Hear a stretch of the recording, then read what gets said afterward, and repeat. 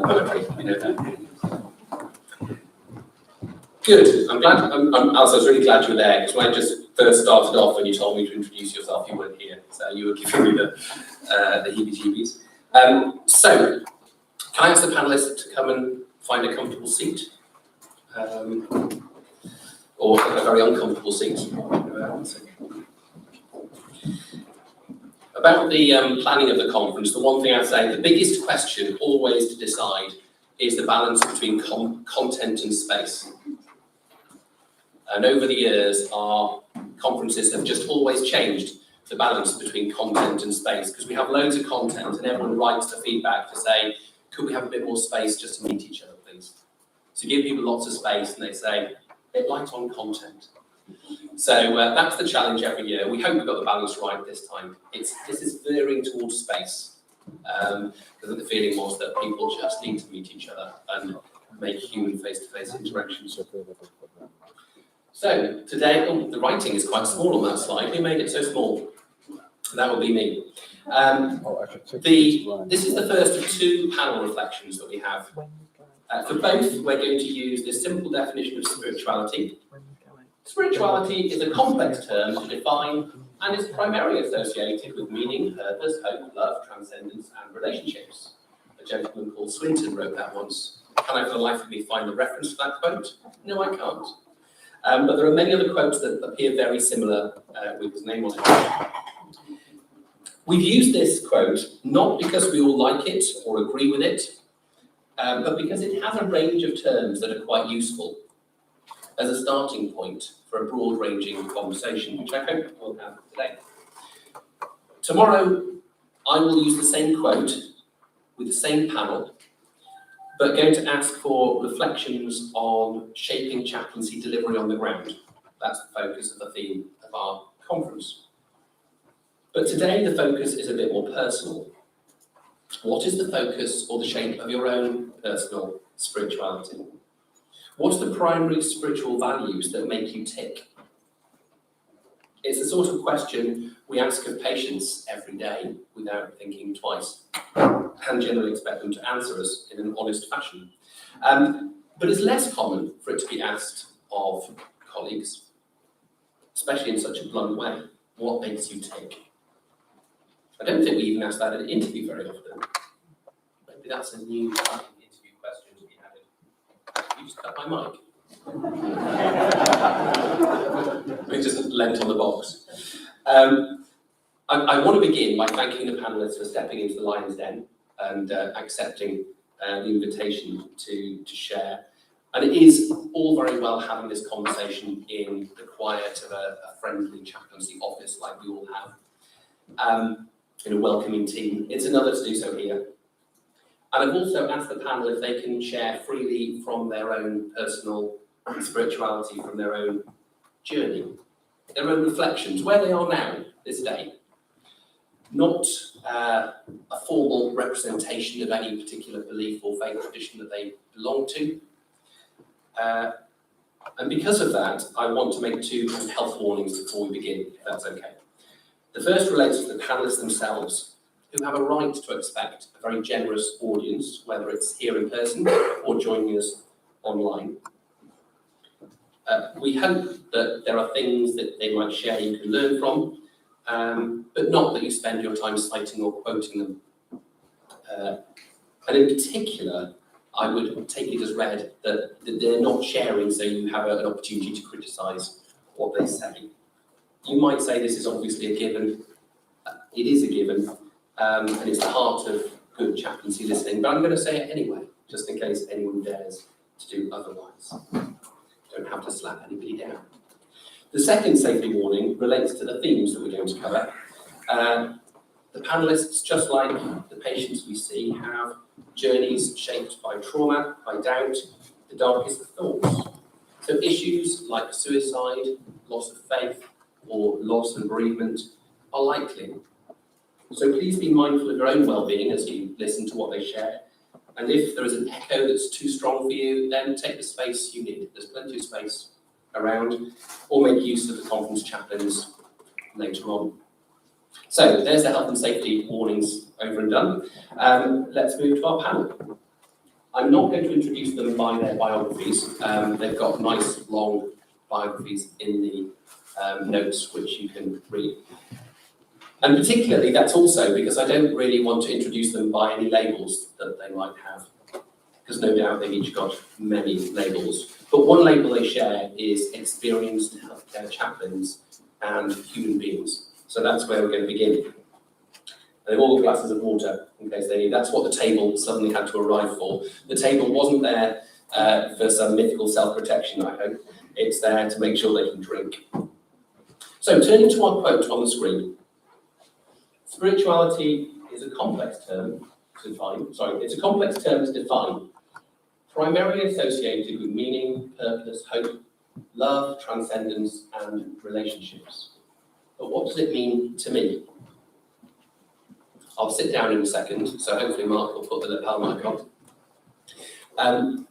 Can I begin, Savia, by asking you to reflect, is there any one of these words that speak to you in terms of your own spiritual journey, your own values? Is that what mic switches on the bottom if it's on?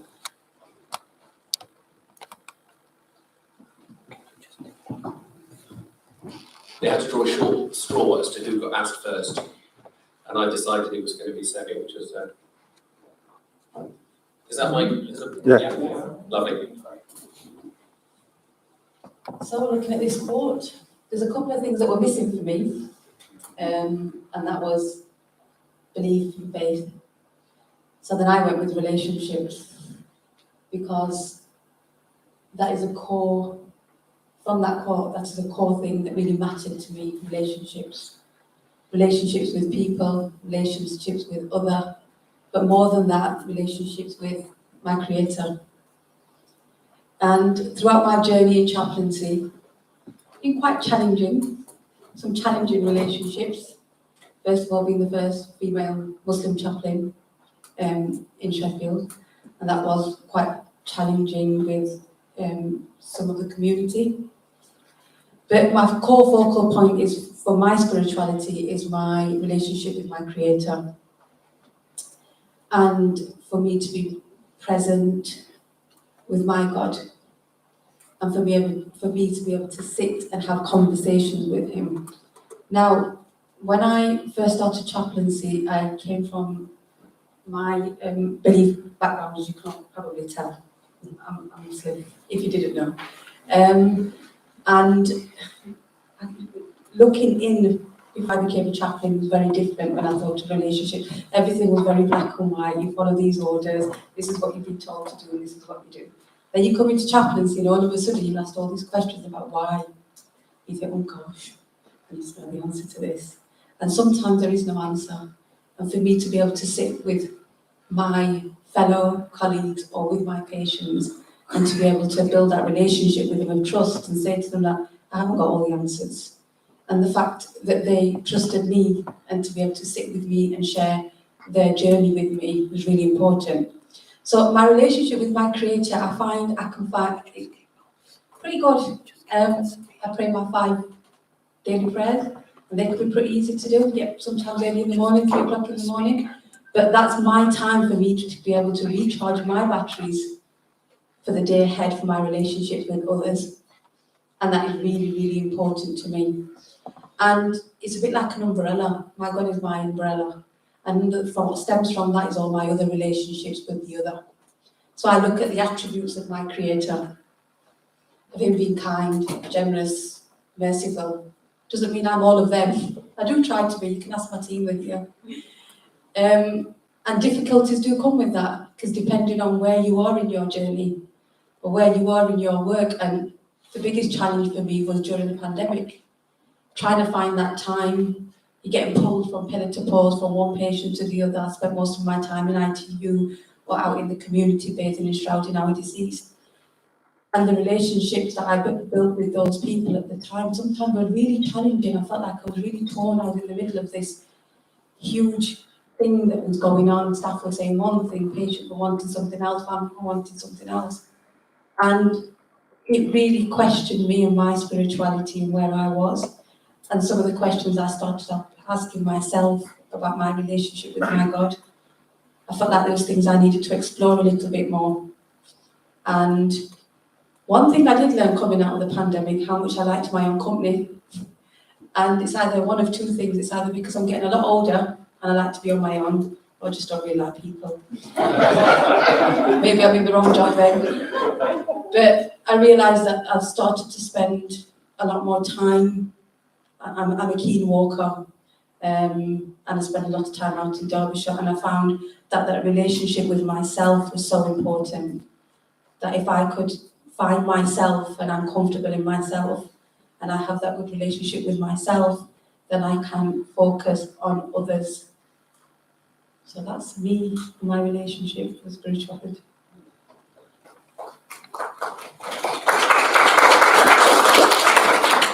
That was such a good start, you got a clap. I don't think we'll have claps all the way through, just thank you. Is there anybody else who wanted to react to anything there? I think that for myself, we'll just put around into this now. We're not talking the other way. So I think there was a lot chimed with me actually. As a Christian, I really understood what you were saying. I think about needing time alone and needing time to be able to process. I think I would say what's been going on and what life is all about, and making sure that you don't, or I don't, lose my contact with my faith through all of the, I think it's been the worst time ever in my life and in the life of our trust.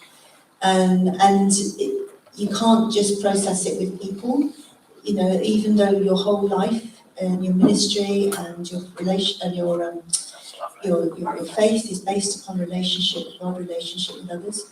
You actually need time to work on that relationship. You need to have time to think it through. You can hide sometimes talking with people, and you can hide yourself helping other people, because sometimes it's too difficult to work on it yourself. I've really appreciated time on my own in a way that I've never had ever in my whole life. So you chimed with me.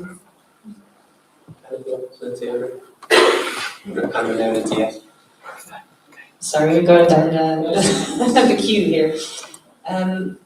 It really got to me when you were saying as well connecting with nature. So for me, that's kind of my, and we'll talk about that later as well, horizontal transcendence. So what brings me back to my own kind of ultimate core values, who I am, by also being by myself. I think you got a lot of introverts here on the panel, to be honest. I tend to be able to refuel by being by myself and reflect on the interactions I've had with patients or colleagues or friends, and to give that a bit of a place. So may there be a place for my emotional life, may there be for my mental health, the thoughts, just put them out in front of me and to just kind of see them from a distance and then to internalize them back again. And it's a mutual process. And that starts by having conversations, as was reiterated by my colleagues here, with other people that might have completely different views altogether that again provoke that thought process. It's through relationships that help me reflect on who I am as a person and who I want to become too, because that's always in flux. It's never static, and values that I had before, for instance, when I was younger, they've changed over time too, because ultimately the relationships and the people that I meet influence who I am, and they become part of my identity. And that's what I love about it. But instead of also trying to absorb about what other people might think differently to myself, is to ground myself too with who is me, what is core Lindsay, as it were, what's my core self, that might not really move as much as kind of outer values. And for me, that's important by retreating sometimes and walking amongst nature, like you were saying, is supposed to be, it's just to take that time to be.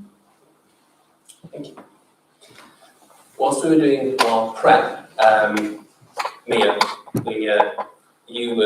think you honed in on the word hope as being particularly valuable. Are you happy to unpack that one a little bit more as to why you think hope is such a good word among this definition? Yeah, so for me it's a very personal reason. Hope is probably the reason why I'm alive. And hope is the thing that has changed my life, I think. I don't personally come old in the tooth. I still think that doesn't matter how old you are, you still, the things that happened when you were young formed you and stay with you. And I came from quite a rough and ready background, and a non-Christian background, a non-believing background, and became very much a very confirmed atheist. And when I was a little bit younger than when I became the confirmed atheist, when I was still in the agnostic phase, I suppose, I was battling with suicidal ideation. And that started, I think the first time I thought about it was about 11. And probably every day of my life, I think about committing suicide, killing myself up until today. Still happens. I can brush it aside now. Some days it's not so easy. Every time I get on an escalator, I have to fight not to jump off. Every time on a train station, I have to fight not to jump in front of a train. So it's quite strong thought sometimes. And it was becoming a Christian that changed my life. And I realised I was depressed, and I lived completely without any form of hope at all. I could see no reason for living. I could see nothing. And when I became a Christian, suddenly the world became full of hope. And every day I have to renew that faith in order to get the hope to live through another day. And as I say, sometimes it's worse than others. And I've been with so many people who have had similar thoughts of suicide. And I've shared this in the Schwartz round, for example, and I've been quite open about it, about my own mental health struggles. Because people, I think, sometimes need to know that if you're a chaplain, you're not perfect. There's so many bits to you that are muddled up and not fully formed. And the hope that I have as a Christian in Christ is what literally has kept me alive. And every day I give thanks for it. So that's why hope's important. Before you pass the mic on, just one thing that you said which I sparked my interest. Everything you said sparked my interest, but there was one particular thing. You talked about sort of each day revisiting hope. That sounds like you haven't got hope as a singular concept, an abstract concept. It's a much more real, lived dynamic. Yeah, and it's based upon relationship, and it's based in prayer. And I'm an Anglican priest, and the daily office, I'm a Franciscan as well, and the daily community obedience that I do keeps me the same. Literally gives me sanity and hope and a protection for the day. And I have to remember it, and I have to build it every single day. So I have a daily spirituality. Every morning I have to start again. Thank you. I thought I'd pick that up in what you said. But I don't know you bring the mic. It was very interesting when we were preparing and thinking about this, because hope was not a word from the list of words up there that did speak to me particularly. It wasn't one that I picked up on. And then when Mia started to talk about her experience, I found that we had a lot of parallel experiences, in that I also had attempted suicide when I was younger a number of times. And yet hope wasn't the thing for me that I picked up on at all. I so much of what you say resonates in terms of the experience, but for some reason I hadn't picked up on hope as being a particular word. And the more I reflected on that, the more I started to think that hope is actually a lot more complicated than perhaps I'd first realised. And I had the idea that hope was some sort of, this sort of almost magical thing. It's a thing where you think, okay, in the end, things are going to be okay. And I couldn't really connect with that idea at all. And then I thought back, and I thought about the time when I'd been taken into hospital after a suicide attempt, and I'd spent the night in a ward, and in the morning, I was sort of at the far end, and at the very other end of the ward, there was a big window. And as I woke up and I was looking through the window, I saw the sunrise. It just came above the horizon. And I had not anticipated seeing that sunrise. I didn't want to see that sunrise the night before. But when I saw that sunrise and the beauty of it, I was so glad that I was seeing it. And that, I realised, when I thought about it, is a symbol of hope. So for me, that sunrise is a symbol of hope. And I think of the sunrise, and it's something that I often think back to, and it sort of keeps me going. But I hadn't realised that was hope, but I think it is. Anybody else got on? I've got just whilst you've got the mic. When we did do this, a very brief prep, like a short round, we've been to a short round prep, except ours was shorter. I just trusted these folk to say something sensible. When we talked about, Andrew, your first reaction to this quote, no disrespect to Swinton, was you didn't really like much of the definition at all. Is that fair? Well, I don't know. I thought it was really interesting being asked to do this panel, because I've taught on spirituality many times, and I've used this or very similar definitions. And one of the things we do on mental health wards is exploring your spiritual side course, where one of the first things we do is this word spirituality, what does it mean to you? And get people to feedback. And actually the list of words they come back with usually isn't that different from what's on there. So I think it does. I mean, he probably has some research validity for this definition, I'm assuming. So I'm not going to attack it too much. But I just, when I started thinking about it, if you said, what of these words really speak to you? And I looked at it and I thought, well, if I started thinking about spirituality, I wouldn't start with any of those things, really. I would start with, for me, spirituality is a very practical thing. And it arises out of the liturgical life and is based in liturgical life. And that's what sort of flows out into the rest of life. And I think all of the way I live my life, hopefully, flows out of that liturgical experience. And that's the way I would think of spirituality, actually. So, St. Paul says, pray without ceasing. And I think that's, you sort of join yourself, for me, join myself in the prayer of the church and bring that prayer out into the world. And that's the way I think of spirituality, actually. And when I look at this, I think, I wonder whether it's partly because of this, the fact that it isn't maybe a research definition, in a way.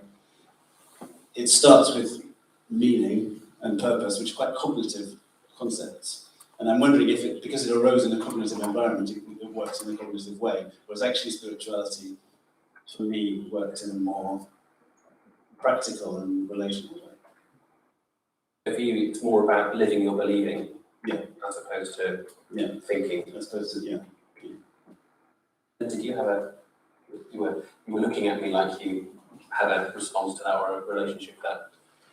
Yes, that does resonate with me with what you're saying, and I think during our very short sports round prep, as you put it as well, Simon, there were some words as well that weren't included in here that I very much resonated with, such as values, and I think I mentioned that before, what kind of values that we hold dearly, may it be your core values or values that are a bit more flexible around your core, and that might change over time, because I think ultimately how you look at life, so what your values are, influences who you are as a person, so your identity, and how you make sense of the world around you, so what kind of position you take in the world, and how your relationships have worked with the people around you, and your kind of view of your place in this massive world that we all share on this globe, and that we have to coexist with each other in that sense too, and how we learn from each other.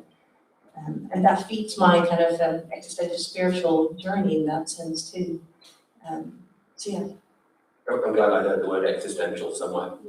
As it's the word that chaplains fear to use because it sounds too clever, and yet it's at the heart of what we do. If you were pinned down to one of those words, do you have one that you particularly would resonate with of the meaning, purpose, hope, love, transcendence? Yes, so for me it was love when we were looking into our preparations. This is going to be hard to translate because I think most of you know the Dutch. I went from Van Dijk to De Wol, which is still a Dutch last name. But there's a saying that I was taught by my mother when I was growing up in the Netherlands, and I tried to desperately put this in English as best as I can, but it's called soft healers create stinking wounds. Say that again. Soft healers, such as a doctor, for instance, as a healer, create stinking wounds. And sometimes you would need to create a bit of pain to make sure that the wound is properly healed, right? Unless you just put a Band-Aid over it and it actually swelters, it infects in that sense. So sometimes pain is also to help heal somebody. And for me, that was the underpinning of what my mother meant with love. And that love is such a beautiful value, and it extends in many different ways. It doesn't always mean that it creates peace, or that it creates instant gratification or satisfaction, but that sometimes it can be challenging and painful too. As a child, I was very, introverted. I didn't say much. I was very much onto myself. When I had friends, I always said yes. So I gave away all of the stuff, for instance, that my parents had bought me, whether it be toys, because they wanted that toy. And I thought, absolutely, have it. Or play dates, for instance, when they asked me out on some play dates, and I said yes, even though I might not actually feel like it because I was under the weather. So my mother taught me how to say no, and that saying no is actually also an act of love. May that be for yourself, self-love, or also for the other to recognize that there are boundaries and that it comes from a place of love too.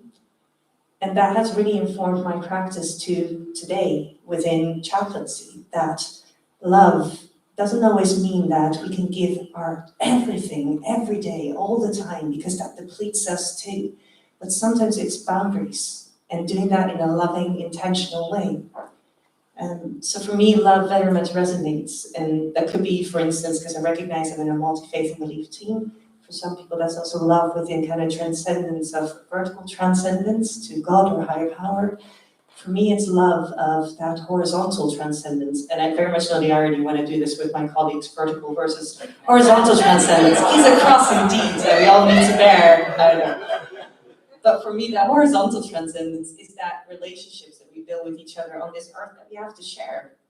And the ultimate value of horizontal transcendence is actually for anybody. It doesn't matter what faith and belief you are. It's recognizing that we're all human beings, that we have our own values, our own kind of opinions, and that we have to coexist with other people in relationship that might have different ones altogether. But that there's no such thing as the ultimate values or the ultimate tradition or faith or belief system that has it right. It's horizontal transcendence in a way that we can never actually grasp it. But it's in the educational friction between those different values and opinions that we have to coexist with each other, that's where we learn. And that's how we create meaning. And that's kind of, for me, love. Thank you. Yeah, sorry. I was just smiling as you were saying that, Lindsay, because if you don't know, Lindsay's my line manager, and when you were talking about love and self-love, Lindsay's forever telling me you need to start taking time for yourself. And I don't think I've really ever looked at it like that, because you feel like you give, and you see that as love. But then you also have to protect yourself, and it's taken me about 15 years to realise that. But I think it makes a better version of you if you begin to love yourself and give yourself that time to reflect. I noticed there's an echo there across to Andrew's, the way you do your believing, the way you do your living, the way you do your spirituality. There's a very strong echo there. Mia, you have the mic. Is that? Yeah, no, I was just thinking that something I share with our students is, I suppose it's a little bit what you were saying, not quite the same, but people say, how can you work in a multi-faith and belief team and continue to work there with integrity and with your faith? And I always share a story of how I can recall there was a time when one of our Buddhists had come back into the office and he'd just come from the death of a baby, where he had been supporting the mum who was, absolutely beside herself in pain. And it had a profound impact upon this Buddhist monk. And he came back into the office, and we had a Pentecostal pastor in the office, by myself. There was a Hindu in the office, and a Muslim person who just happened to be there. And all of us had been in that position of seeing a dearly beloved and loved child die and having to support the mother and or father in that circumstance. And we could sit around and share the agony of love, of having loved and having lost.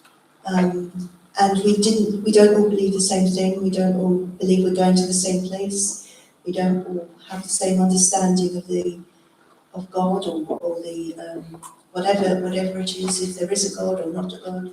Certainly the Buddhists don't believe in God. But we all knew the profoundness of life and love and death. And you can share that with each other, and you become a different type of human being with each other. And you grow in your own faith. You have to go and speak to your own faith supervisor or whatever it is that you use to make sure you don't become a potted version. You need to deepen and you need to understand what that means within your tradition.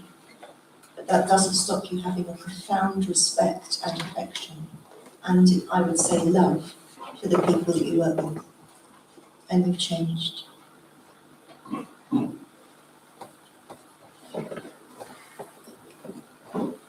I was just reflecting a bit more on what Lindsay was saying,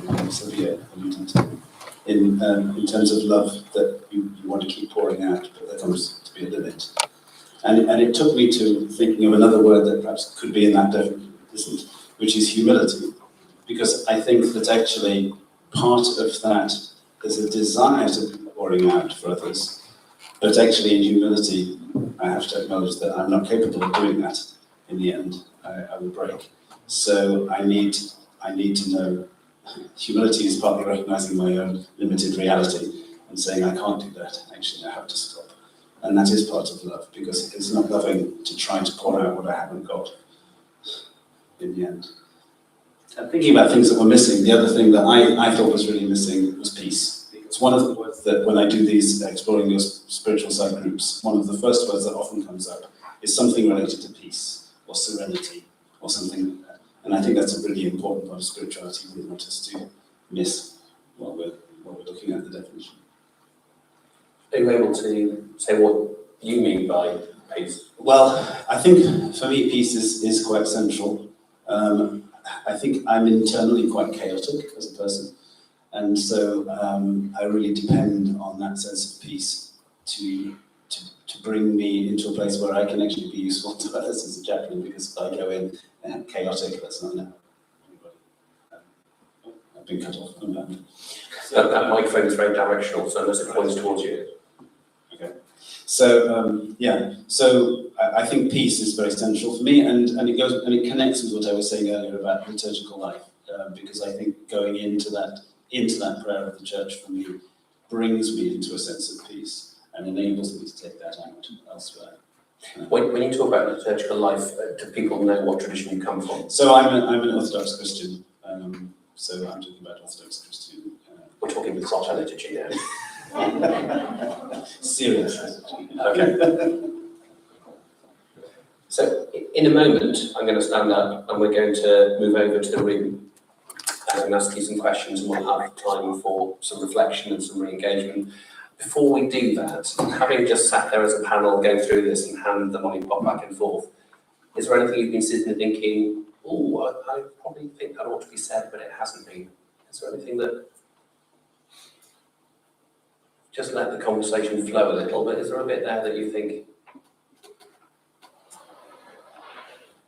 I don't think anything was missing per se, but what I was reflecting on as you were talking, Andrew, is that the flip side of love, which is something that resonated with me, could be hate and could be trying to almost put somebody to the side because they're different from your values or what you think is good within your ultimate values and cores. And to actually see that in a flip side of how can you make that into love by seeing those differences and to love those differences because it challenges something in you. And how can that make you a better person? Like you were talking about your faith journey as well. That ultimate love that you can have for colleagues, even though they might have completely different worldviews or come from different kind of ways of being grown up. But it could be extremely challenging, for instance, what do they teach you? And what reflections are you giving them back? Is that an attack on them? Or is it actually something that is frictional within yourself? And I think that's something we can all learn from and take away. is that thoughtful look, Sabine, because there's something you're going to say, or you just a thoughtful look? Okay. She's having a thought. Good. That's all right. So thank you, panel, for a pretty intense, I think, and a very personal sharing. You don't need to clap, please don't. But I am you've got a breather now. You've got time to breathe and take a walk if you need to. As we turn the conversation to the room and to those who are joining us on the YouTube thing, live feed, whatever it's called. Can I just ask, on the live feed, Mark, can people type things in? Is this part of... Okay, so on the live feed, if people have a reflection and you're reflecting, you can type something in and it'll be turned into the dulcet tones of Mark Richards. I'm sure you'll have heard something in that conversation that resonated. And I'm also sure you probably heard something that didn't resonate, just didn't strike you as something that connected with you at all. Rather than engaging in a critique, as I said earlier, what I'm going to ask you to do in a moment is just take a breather, take a moment to reflect. You may have already done this whilst you were listening, but just perhaps a minute to listen to yourself, asking two questions. One is, what did I hear that resonated with me? And secondly, what felt different from my own journey? What resonated? What felt different? And then once you've done that, if you can turn to a colleague, or you can find someone you like and step a bit to one side, whatever you like, and we'll have time to have a conversation. It can be three if it has to be. If there's three people, it means there's less time to share. And just take yourself away or talk as a group and share, if you feel able, what resonated with me, what felt a bit different, it just didn't connect with me. And then we'll come back for some wider reflection. And we'll have till about 10 past, there's about 15 minutes, so choose your partner wisely. And but first off, take that moment just to think, what resonated for me, what didn't? And you might want to think why that didn't resonate, but let's not make this too cerebral. And then we'll start off again at 10 past when the panel will be back.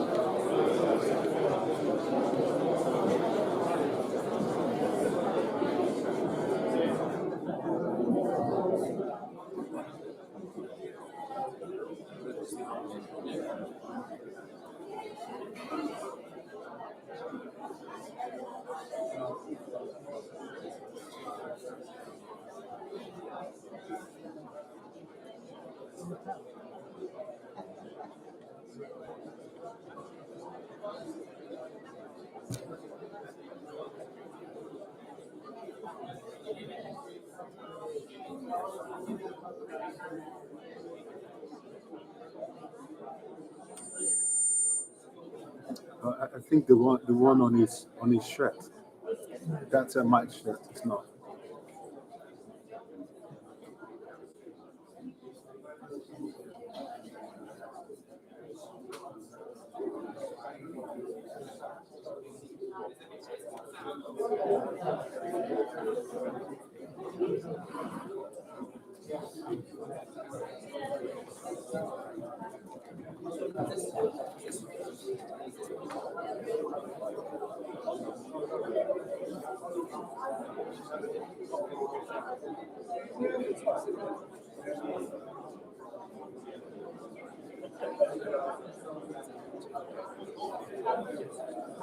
Okay, it really helps if I switch off the mute button.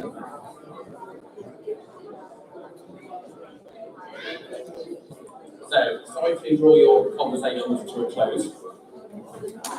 The reason my microphone is so loud is, sorry, it is too loud. The reason that was so loud is I kept wanting at Mark saying, turn my microphone up, turn my microphone up. What he can't do from the desk is overrule the fact that I pressed the mute button. So, apologies. And sorry to draw that conversation to a close, but it certainly seemed to stimulate quite a good reaction. I hope those who've been live stream watching, you see I'm getting all the lingo now, have typed stuff. Mark, has anybody typed anything through as a question or response? Yes. They have? Yeah, a couple Good. of comments, yeah. A couple, good. We might give them time to speak in a minute. So just as a reminder, we've had that time just to reflect with each other on what resonated or what felt different. And I'm going to ask in a moment someone in the room just to start us off with something that struck them that was perhaps resonating. We'll start with the resonating. For this discussion, I'm going to act as the host. So we'll use a roving mic. I think it's our roving mic, Caleb. Yes, Caleb is our roving mic, which is it's a little handheld thing. Hopefully that works. And I'm not personally going to respond to what you say. We'll probably leave what you say just sitting in the room. But the panel, if they wish, they have the privilege of responding to whatever's said as we go on, if that's the way it's going to be. It's basically, we're having comments, we're having reflections, we're having things that we notice and we wonder about for those deeply influenced from north of the border. We are thinking and reflecting and sharing. So, would anyone like to go first in terms of any particular resonance or reflection? Just to start the conversation. Yes, there's a hand over there, over friend. I don't know how we get the roving mic into places like that. We might be. Actually, Caleb, I'm just wondering, should we use the lollipop out and about and the radio mic up here? That would probably work better. Is that switched on? Is that switched on now?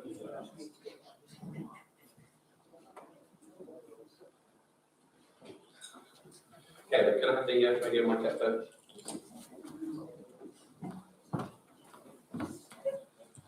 Right, if you can get that mic to work, are you happy to share? Yes, thank you. That's what we discover. I pressed another button to make it go wrong.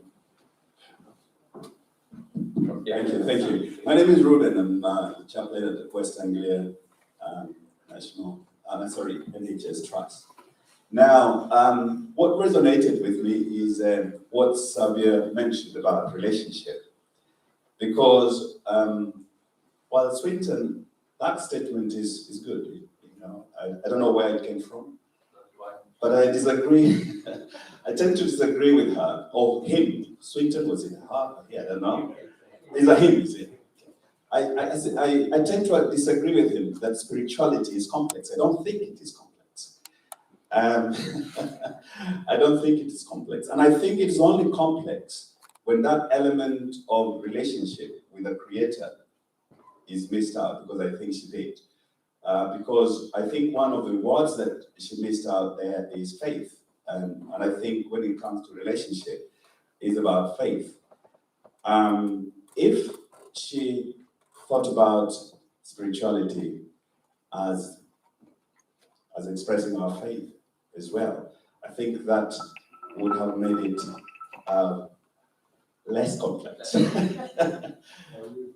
Because I according to me, or how I feel myself about spirituality, spirituality is recognizing that there is a spiritual part of us. And that spiritual part of us requires some form of nourishment. And how do we nourish ourselves? We have faith in a creator, have faith in a spiritual being. There are people who have faith in other things. And so if she can, or if Swinton could have, Swinton is now definitely female. whatever she is, definitely female, if she could pick her statement around that, understanding that faith is an important component of spirituality, then it becomes less complex. Thank you. Jeremy. Oh, there's two over there, I think. Is it two? There's two. Not two Jeremys. No. I'm Tim Dixon from TZS and Weir Values Trust. Lindsay, I really resonated with what you said, that quote that you translated for us about soft healers creating stinking wounds, and love being painful, but sometimes necessarily challenging. I worked for the last 10 years as a prison chaplain, now working forensic mental health, and reminded me that sometimes within a trusting working relationship, once you've built up trust with a patient or someone that you're working with, over time you begin to gain that place in their lives where you can lovingly challenge or sometimes painfully kind of open up things that might seem like wounds but actually are meant to be life-giving. I guess in the same way that you might, if you don't know somebody, you probably aren't in the position to do that, but like a doctor who gets to know someone over time, you might then be in a place to say, actually, we need to do this. It wants to bring you life. And that really challenged me that actually sometimes love isn't just agreeing with what everyone with somebody all the time, but sometimes just gently challenging. But that needs to be coming from a place of love and respect and mutual trust. And that's sometimes hard won, but that made me think, so thank you very much for that. I think some of those might actually carry over into tomorrow. So in tomorrow's panel, we're going to be thinking about how we take some of our thinking about spirituality and apply it on the ground to the way we do our work. I think that's exactly the sort of stuff I think we'll be looking for tomorrow. Jeremy.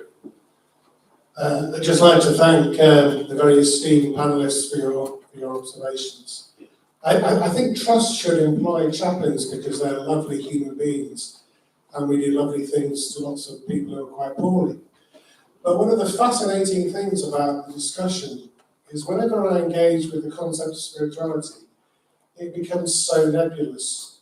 And I think listening to Andrew and Lindsay, that kind of sense of a very nebulous concept just kind of broadened its horizons. And I think at that point I begin to weep a little bit into my pillow as I think about our commission as a great thanks to mental health. And I think we're in a bit of a problem because we can't define our key concept in a coherent and in a way that coalesces alongside other professionals in the hard sciences, I think psychologists and psychiatrists. And I think because we can't do that, we're always seen as an added value or a value that's extra or perhaps surplus to the core requirements that are provided for by our physicians or our psychologists. Psychologists and doctors can love. Through their medium of practice as clinicians, they can provide meaning, give hope to other people. What's kind of unique to us is increasingly, I think, quite nebulous. And one of the questions I have, actually, I'm interested in what the panelists think, is whether we just ditch the concept of the word spirituality and just talk about chaplaincy in the same way that we talk about spirituality. Does anyone want to respond to that, or are you happy to leave that one in the room? You seem to have the power to leave in the room. I will point out, whilst the microphone's moving, it talks about spirituality as a complex term, not spirituality being complex. And there is an interesting little resonance there, and I think that's a little bit what you were hinting at, that we sometimes make spirituality complex. He's actually saying it's the term that's complex, not spirituality. Mark, I would just echoing what Jeremy was... Sorry, Mark, the pause there was when you were about to describe who you were, and then decided I wasn't going to put. Echoing what Jeremy was saying, and we had this sort of conversation around, and I'm not sure that Swinton's defining spirituality, because he actually says it's a complex term and then doesn't define it, says it includes these things. But it's interesting about who else understands the term, and I know that the network research that they carried out asking people about their understanding of the word chaplain and their understanding of the word spirituality, that they found less people understood the word spirituality than did chaplain. And the same comes with research from Linda Woodhead, who says that this sort of coming generation don't use the word spirituality. So she says it's used by the sort of generation X who left church and needed a term to define what they were not anymore, so no longer religious but spiritual. But those who have grown up outside of the church, from a sociological perspective, don't need to define what they're not because they never were it in the first place. So they don't use the word spiritual. I don't know what they use instead. Well, most of the referrals we get now for our chaplains, I get a significant number, when they put content to it, they say emotional support. Can you come in with a bit of emotional support? When you get there, you discover it's actually existential or ritual or what have you. But emotional is one of the euphemisms. Jackie's nodding roughly for that to say. Thank you. Thanks. Just in terms of picking up what you were all saying, I think a term that you didn't use but perhaps was implicit in a lot of what you said was something about an embodiedness to spirituality, and that it only really works when it's lived. And that's then difficult to define because we're all living differently. We've still got 8 minutes left, so I'll come back to the room, but I'm aware we've got some people who've gone the live chat, and do any of the panel want to, do you feel the desire to step in yet? No, that's fine. That's good. Mark, is there something from the live chat that can be, who's on? Okay, Bronwyn, for those that know Bronwyn, hello from York. So Bronwyn's is it from the Quaker Hospital? Is that right? He's from York. Pardon? Okay. She used to be at the Quaker Hospital, wasn't she? Am I just so behind the times? It's shut. I'm very behind the times. Okay.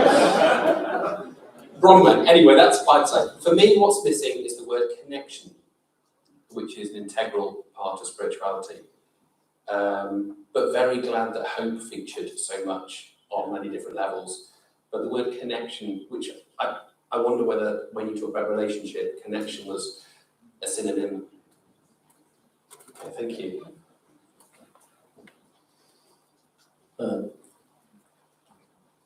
We want to, I think when we had a conversation here, we said it's getting nebulous in a sense, as has been noted there. But in my mind, I was thinking in terms of my heritage and background, and I could easily substitute that word there, spirituality, and put a concept from our world called hunu. Hunu, which means wholesomeness, or I am because we are. And all those values are encapsulated in that word, hunu. And it doesn't, makes it more nebulous. Mm-hmm. For a person from my background, when we're talking of spirituality, because you can just substitute it with a word that has nothing to do with faith. It's just a way of being human. And so it was getting more nebulous. Yes, we did. But I think that's a really good thing to hold till tomorrow, because that's the patients that were in and the staff that were supporting. We've got lots of hands here, 1, 2, 3, 4, and we've got 5 more minutes. So. I was just going to concur with Mark. I run a session on exploring spirituality, and what I find is above a certain age group, I can really generate a good conversation around what it is to be spiritual, what their sense of spirituality is. But below a certain age group, I'm met with just a question mark. In fact, I did a session on Friday morning. I was met with anger from a young person who just didn't have any tolerance for having the discussion. And now, whether that was because they felt at their desk, because the other half of the room had a deep faith, a deep sense of a set of beliefs and spirituality. But I think Mark's right. Young people just don't have that language, but we've gone now. But we were talking that there's maybe a certain age you get to where that sense of spirituality grows, and you have a greater awareness. below a certain age, you're not really more down going down to nightclubs and, you know, having a skinful and thinking about being spiritual as part of the remit at that stage. But as you grow older, that kind of thing grows on you. Okay, thank you. We've got a whole bunch of hands over there in the middle. Yeah, Cheryl Hall from the Cumbrian Northumbrian Time and Wear Trust. Prior to my chaplaincy work, I worked in war zones. The thing that struck me about enemy type language is dehumanizing of people. And so spirituality for me is humanizing the human story. And I quite like what the terms that you used here about wholeness.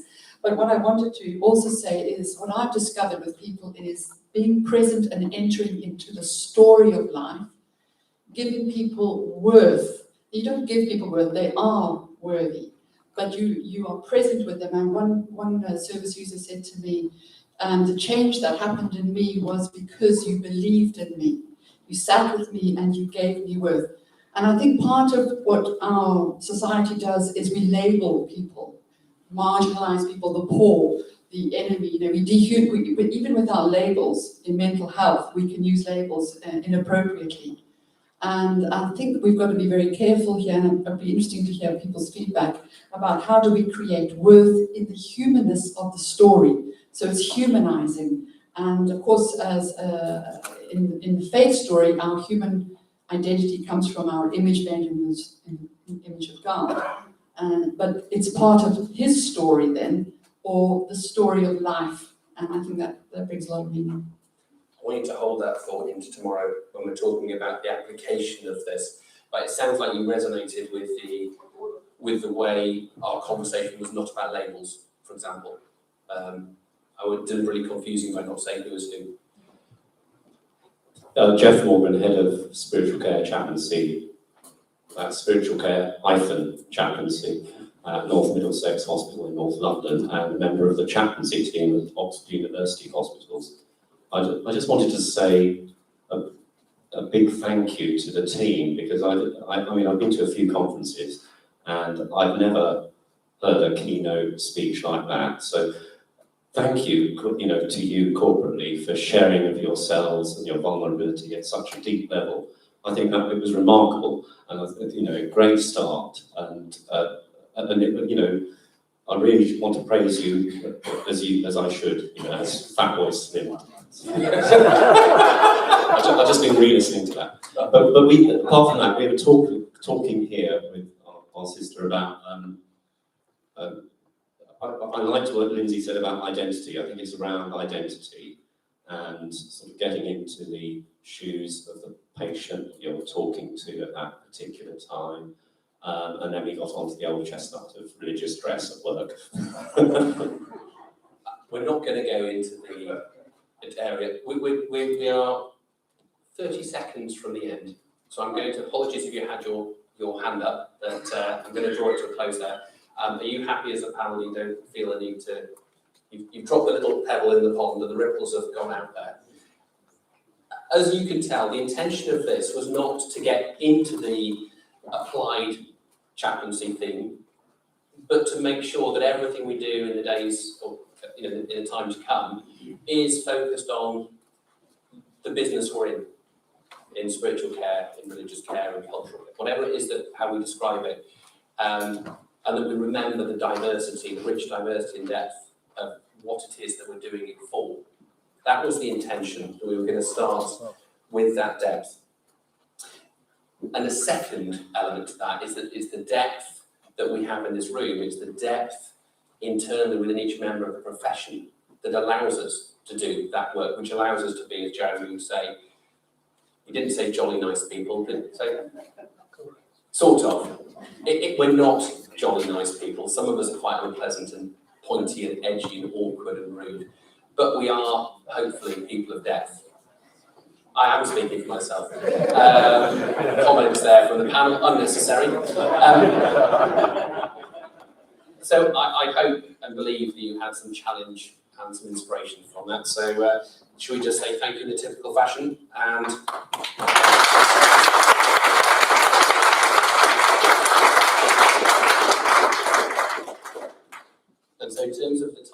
Ritual. We are meeting back here again at 4:15, which is 3/4 of an hour. However, your pass card is now probably still allows you to get to your room. Pass card should get you into the room. Can I just do a quick housekeeping as well? Yeah, please do.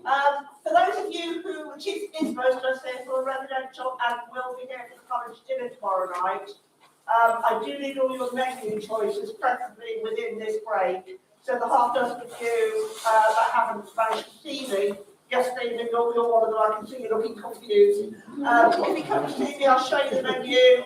Any allergens, I've got the list of that, but I need the menu choices today, please. Thank you. And so before you disappear, are you going to be loitering in the lakeside to pick that up? Where are you going to be? Where do you find you? I have with me here, but since we're all taking our bags into Lakeside, I'll take you down there. So you'll find Alison in Lakeside. If anyone wants to bring a gin and tonic, that would be great. And Jeremy, do you want to quickly come and introduce yourself? Because apologies, there's Jeremy.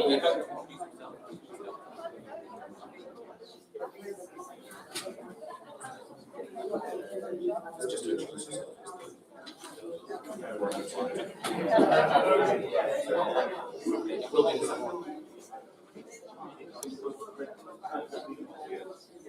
Okay, I won't keep you for more than 30 seconds if you count to 100. My name is Jeremy, I'm Chair of the Mental Health Forum up until this evening.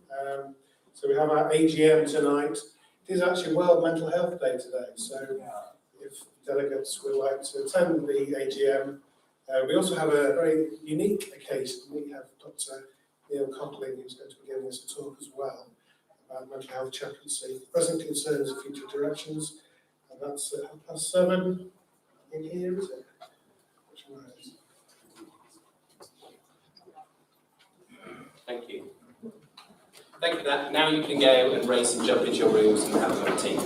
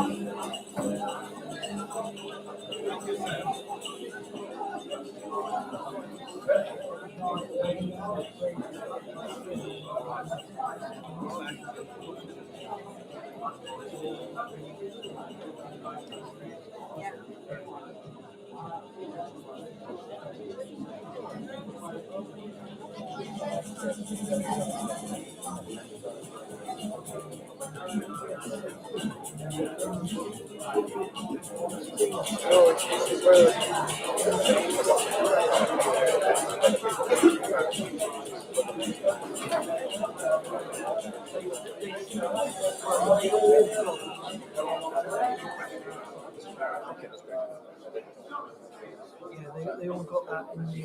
So they can access that. That Alison sent that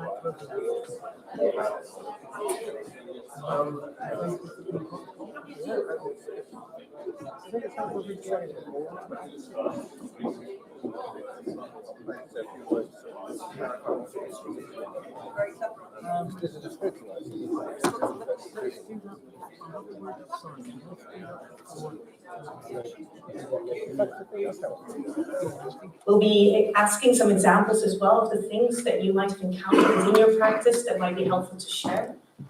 And we'll be looking at what ritual means and how we look at it in the first place and how it can help respond to need or distress.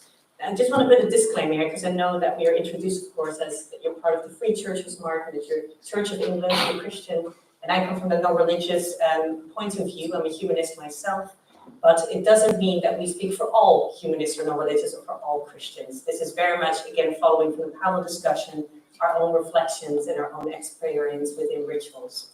So we invite you to do the same.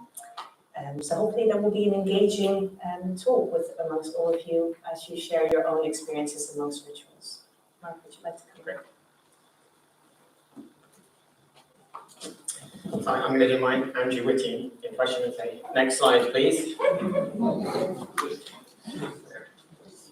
So I'm going to begin with some reflections around what do we mean by ritual and why might it be important for us to look at it. So as a chaplain, I tend to talk about liturgy and ritual. From an anthropological perspective, ritual is the bigger, all-encompassing sort of category. And so liturgy would be included in that, but you'll probably find me talking through this using the words liturgy, ritual interchangeably just because I'm so used to doing that. So the definition of ritual that you'll tend to find in a dictionary is that it refers to a series of actions performed according to a prescribed order. And generally that will be linked to religion or to some form of solemn or formal ceremony.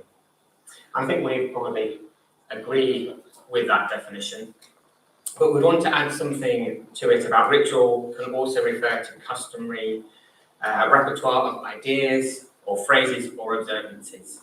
So it's more than just a series of actions. And we're thinking perhaps about the public markings of the death of Queen Elizabeth and the proclamation of Charles as king, giving good examples of ritual. Some of those taking place in religious buildings and churches, others of them taking place in secular places. So they're a good reminder there that they're not something that's reserved for a faith or a religious organisation in that way. So Anderson and Foley in this book, Mighty Stories, Dangerous Rituals, suggest that to be human is to ritualise the human narrative. And they view ritual as embodied expression. And I wonder, when we were thinking earlier of spirituality, whether something about spirituality is about embodiedness there.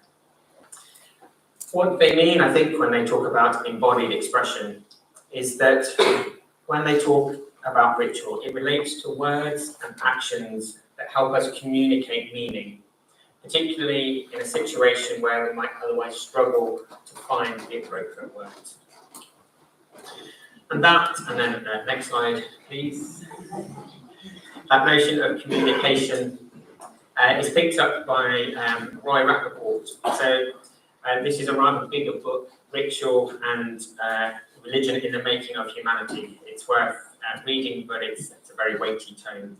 He argues that ritual is a form of communication. And he says that ritual is not simply an alternative way to express any manner of things, but that certain meaning and effects can best or even only be expressed and achieved in ritual. So he continues by stating that while the boundary is not sharp or clear, ritual's efficacy might be understood as physical through the deployment of matter or energy, or meaningful, grounded in principles of communication. And in relation to that, in what's one of my favourite quotes, he says, "It's unlikely that any sea has ever been parted by prayer or turned back by command.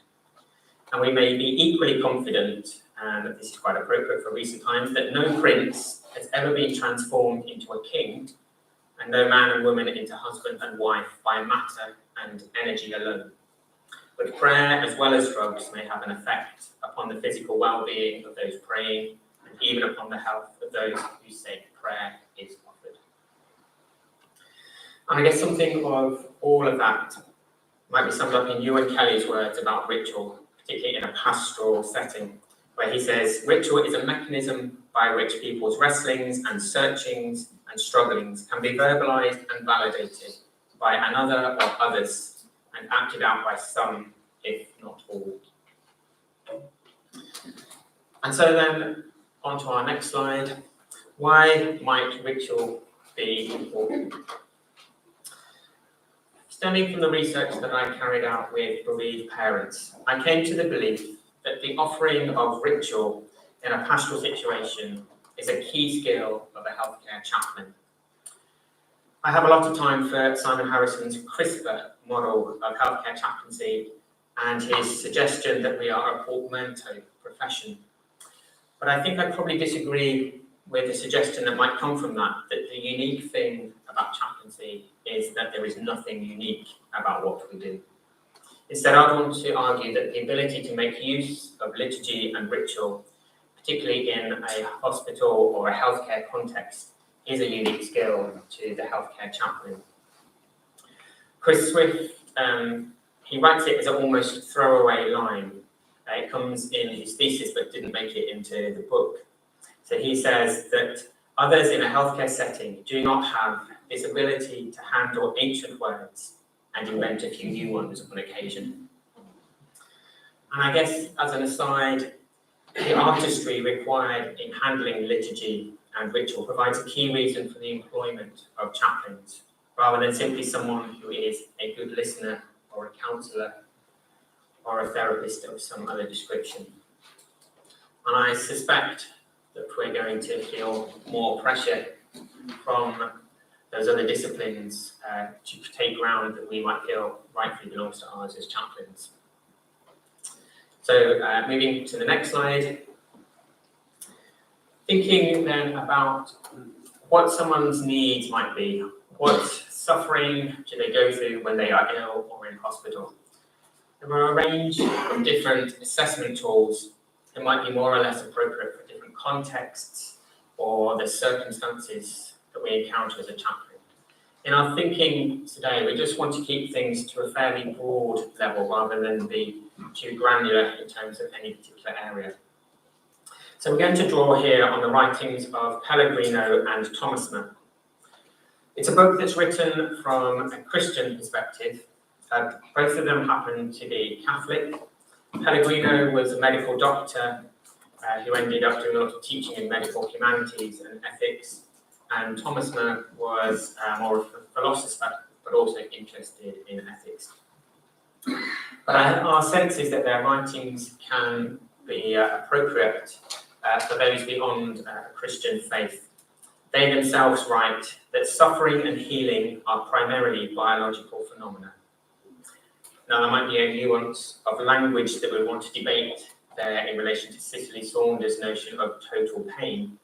But I think that the point that they are wanting to make is that while a faith perspective might have a particular understanding of suffering and healing, they are not concepts that are owned by religion. Instead, they are phenomena that are experienced by us because we exist, because we are human. So with that as a caveat, Pellegrino and Thomasma outlined that when a person suffers, they experience 4 different things. Firstly, they say they experience finitude. There's an intimation of our own mortality. And I can imagine that most of you may well have had experiences of sitting with someone who is ill, who is in hospital. That becomes for them the first time that they realise that they are not immortal, that they are going to at some point die. Sooner or later, their bodies will let them down and their life will come to an end. And then secondly, they say that people who are suffering experience vulnerability, the exposure of their self or self to the power of another. And I guess very obviously, if you're in hospital for surgery, you quite literally put your life in someone else's hands. Perhaps also from a mental health setting, if someone is sectioned, they are very much at the power of the state. But there are always power dynamics associated with healthcare settings, and who does and doesn't have control. I remember fairly early on when I started as a chaplain talking with a senior charge nurse who worked on an elderly care ward, and he was saying that exactly the same things happened on his ward in the best names of health as happened in interrogation techniques in forces. So that the taking away of people's liberty, the disturbing their sleep patterns, the fact that they were taking their observations every 2 hours so they couldn't get a good night's sleep, the fact that they had to seek permission to go to the toilet, they had to wait for food to come at the time that the hospital requires. All of those things that were done in the interrogation to try to take away someone's sense of control, and linking into the next bit, I'm going to talk about that sort of personhood, done in a healthcare setting for the best of reasons. But then, as he said, why do we wonder why people come into hospital and find themselves confused?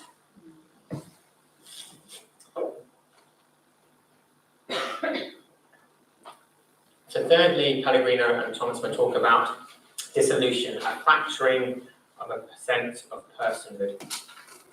And I wonder how much you might have heard someone say, they no longer know who they are. They no longer feel like they are themselves. I can think of lots of patients that I've worked with and supported who have always been the one who did the caring, the one who did the organising, the one who looked after everybody else. And then they find themselves in hospital and those roles are reversed and they lose that sense of their identity of who they are. But it's perhaps also the case that people might feel when they're ill or have some reason to be in hospital that their body has let themselves down, that they feel that they can no longer trust their own body. And then lastly, they talk about disruption. There's a disruption of normal family and community life. Very obviously, if you are admitted to hospital, you are removed from your own community, from your own home or environment. But even if someone is at home, if they're ill, it's unlikely that they're going to be able to do all the normal things that they were doing. So there'll be some separation from those people, from the communities that they're involved with and linked with. And it links a little bit to the previous point, but again, you can think of people who maybe have been a provider, have always been the breadwinner, find themselves ill, unable to work. They can't do that. So again, removed from those communities and that role that they played. So next slide, please. So for each of those four areas, Pellegrino and Thomas must suggest a way that it needs to be responded to or turned around. So they say there is a need to transform finitude, to overcome vulnerability, to reassemble personhood, and to reinsert the person back into community. Now, I think it's worth noting here that while they are described as separate items, as I've sort of hinted at in a little bit, just as I've talked through, there is an inevitable linking and overlapping between them, and it's worth bearing that in mind as we go through. So our contention and what we want to do through the rest of this presentation is to explore how ritual in the form of the liturgy and the rites that a chaplain offers can provide one possible way of responding to each of those items. So we're going to, for the rest of the session, take each of them in turn. We'll share a little bit more about what Pellegrino and Thomas must say about them. And then for each one, we'll open up a conversation about your experiences and your examples of how you could see ritual from your traditions or from your use being able to talk into that circumstance.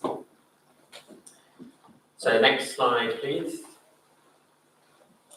So firstly, transforming finitude. Obviously, as Pellegrino and Thomas acknowledge, there can be no literal overcoming of our mortality. Each of us will die. Instead, they suggest a more metaphorical overcoming. And it's interesting that they write from a Catholic perspective, but I think this is quite a humanist or humanistic understanding. So they talk about life like a sacred torch being passed on to another generation, and describing how healing can be a transcendent experience. I think it's important to note a key but subtle difference or aspect of that understanding of transcendence or transcending something.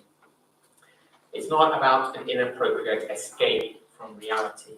So Pellegrino and Thomas say transcendence is not about jumping out of the bonds of human finitude.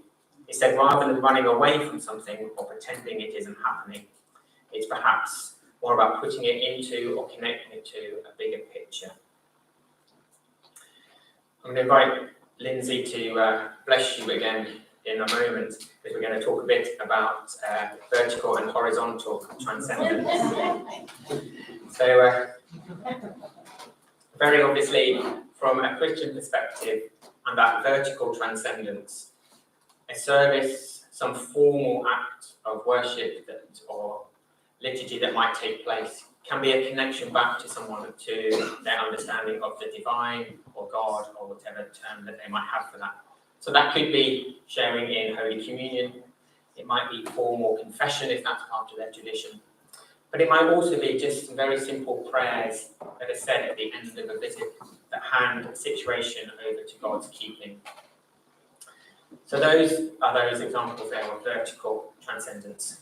So let Lindsay share a bit more about that horizontal transcendence, and then we'll open things up for you for a few moments.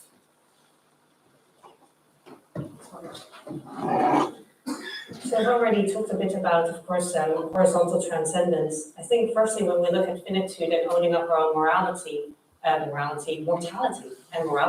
mortality, then we all know that we're going to die. And our belief system, may it be faith-based, may it be non-religious beliefs, all has an influence about how we want to live our lives the way we can, as much as we can with the time given to us, because we never know when we're going to die. We could, like some people say, get thrown under a bus tomorrow and that's it. Some have long illnesses, they are aware that they're going through a whole process before eventually they might die. So it's about, what is our stance towards life? How do we actually make sense of what's happening to us as we live from day to day that creates meaning and purpose? Now, from a humanist perspective, and I speak for myself again, for me, it's very much key that I am rooted within that social aspect. So those relationships that you saw Sabia, for instance, talk about earlier. For me, community, as you would, for instance, have within a church community, is of importance. It's just within that humanist tradition for myself. I don't relate to a higher power or a God. So often I get the question, so how can you then bring comfort if somebody's suffering, who's actually spending their last couple of days, for instance, in hospital, and you can't promise them that there's something better out there when they die, that there's a heaven, for instance, or that they can live on and see their loved ones again.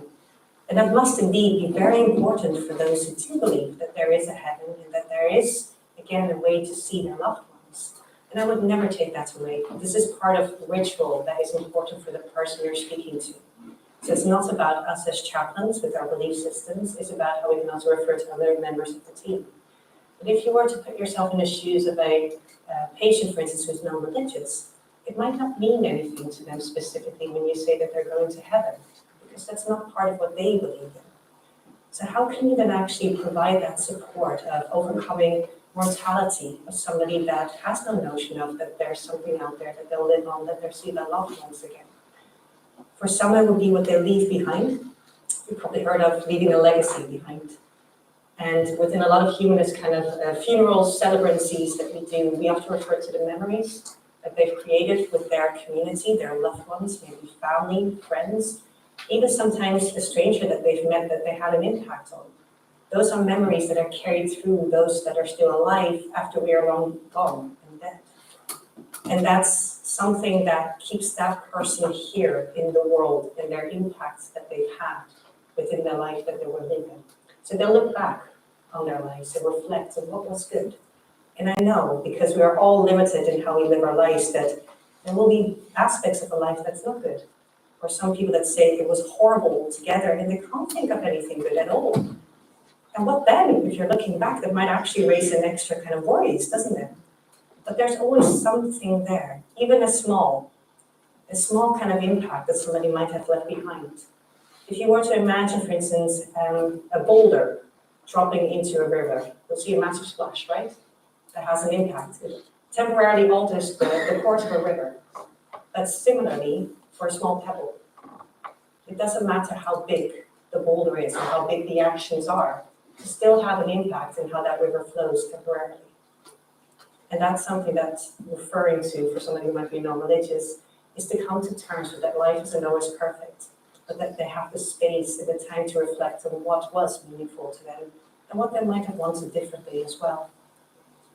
So with the horizontal transcendence, I'm coming to it, it's again trying to not separate vertical from horizontal. Vertical is included in the horizontal transcendence.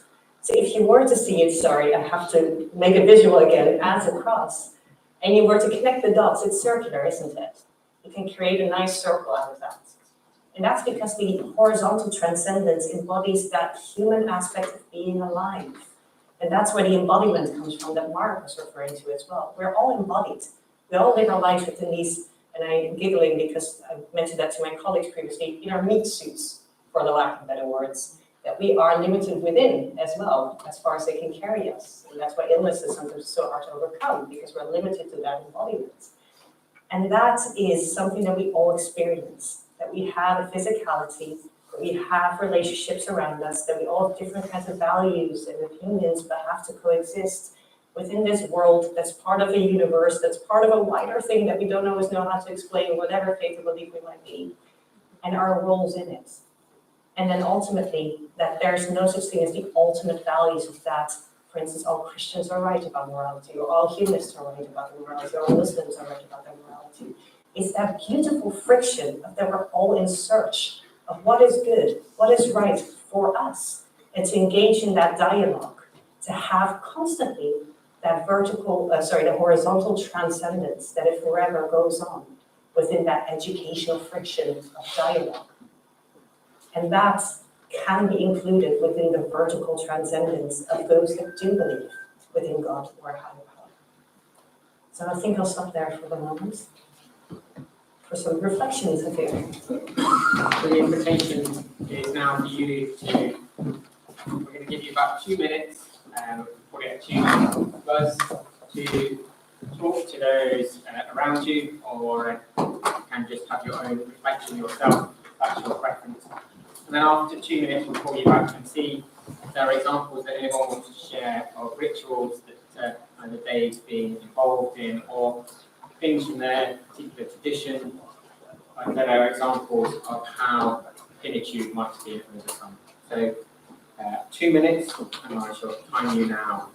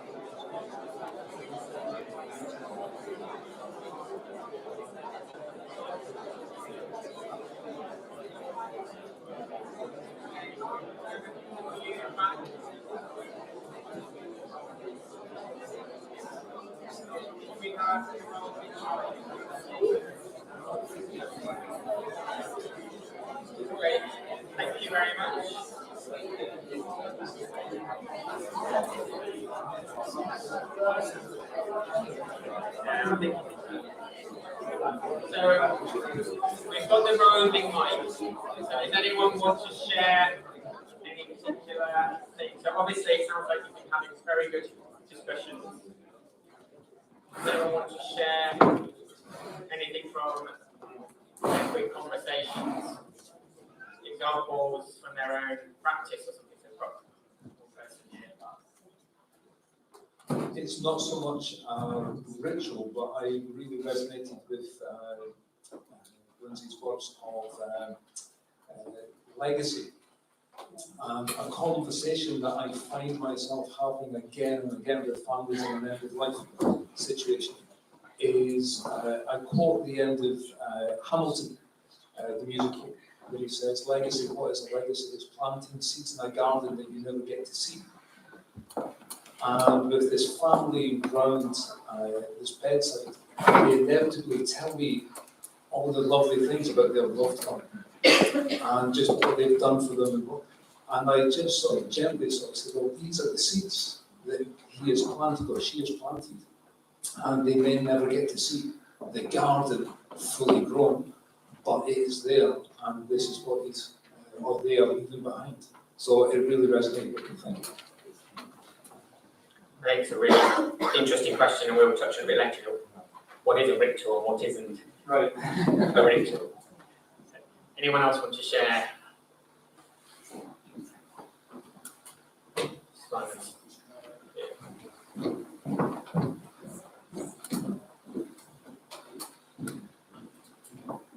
I was just thinking about when doing prayers towards or at the end of life.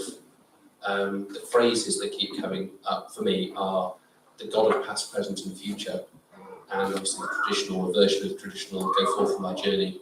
So journey language and a temporal notion of a God that is past, because I like the mystery of the future being mentioned and placing the present in a continuum, I guess. I find that helpful. And the notion of the journey, go forth on my journeys. And I wonder whether some of that is seeking to achieve this sense of, yes, there's a finitude, your body will die, but language of journey and the infinite may help in terms of stretching people's thinking beyond that. Yeah. I was listening to someone talking the other day about supporting a patient, young mother, very sudden diagnosis, suddenly having weeks to live, and saying they were really worried about didn't quite know what they would believe. Would they feel anything after they died? And the chaplain said, well, do you remember anything from before you were alive? And they said, no. They said, well, you probably won't remember anything after then. But somehow that sort of connected them, and that sense of, yeah, I sometimes talk about in funerals how we live between two eternities, the eternity of what happened before we were born, and the eternity of whatever happened after we died. So, yeah, and something about ritual, I think, is about connecting, isn't it, back to sort of roots and into connecting past, present, future, does that.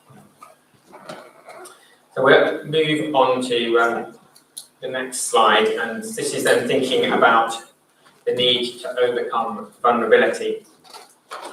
Now, of course, it can be a profound mutuality within a chaplain-patient relationship. Ewan Kelly writes how both are human beings who may learn from or be changed by their encounter.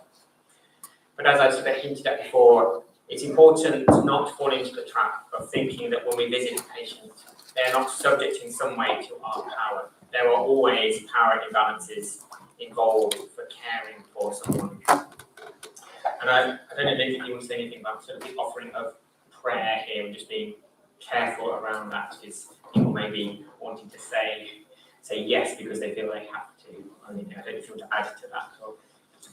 Sorry, I keep standing up. I think I've got two mics. Yes, with regards to prayer, absolutely the intentionality is about why you're offering prayer. So for me, as from a non-religious perspective, I find it beautiful in the way that for me, prayer doesn't link to specifically God or a higher power, but it's the intention behind it. So may it be, for instance, that love that we referred to before, or wanting to wish well, or hoping for healing to that person that you're seeing. But again, for those that might be non-religious, maybe different phrases could help them better to identify and connect with you in a different way. So where prayer doesn't perhaps mean anything particularly as a word, maybe there's a way around saying, I wish for you. So I wish this was different. Again, having that intentionality behind it. Something in the future, a hope, for instance, like we discussed as well in the panel with Mia, that you try to express in a different way for them to actually link or connect to. I often hear, for instance, that some chaplains offer prayer. Again, that intention is fine, but it might also be hard to decline that request. So just to be aware of that question that can have quite an authoritative role within it, with representing a faith community, or potentially dressed as well of how you look, and then the difficulty of saying, actually, I would not want the prayer. And it's not to hurt, it's not to want to receive, it's just about linking again to that person's worldview. So different terminology about I wish, for instance, might help to link to that kind of non-religious community.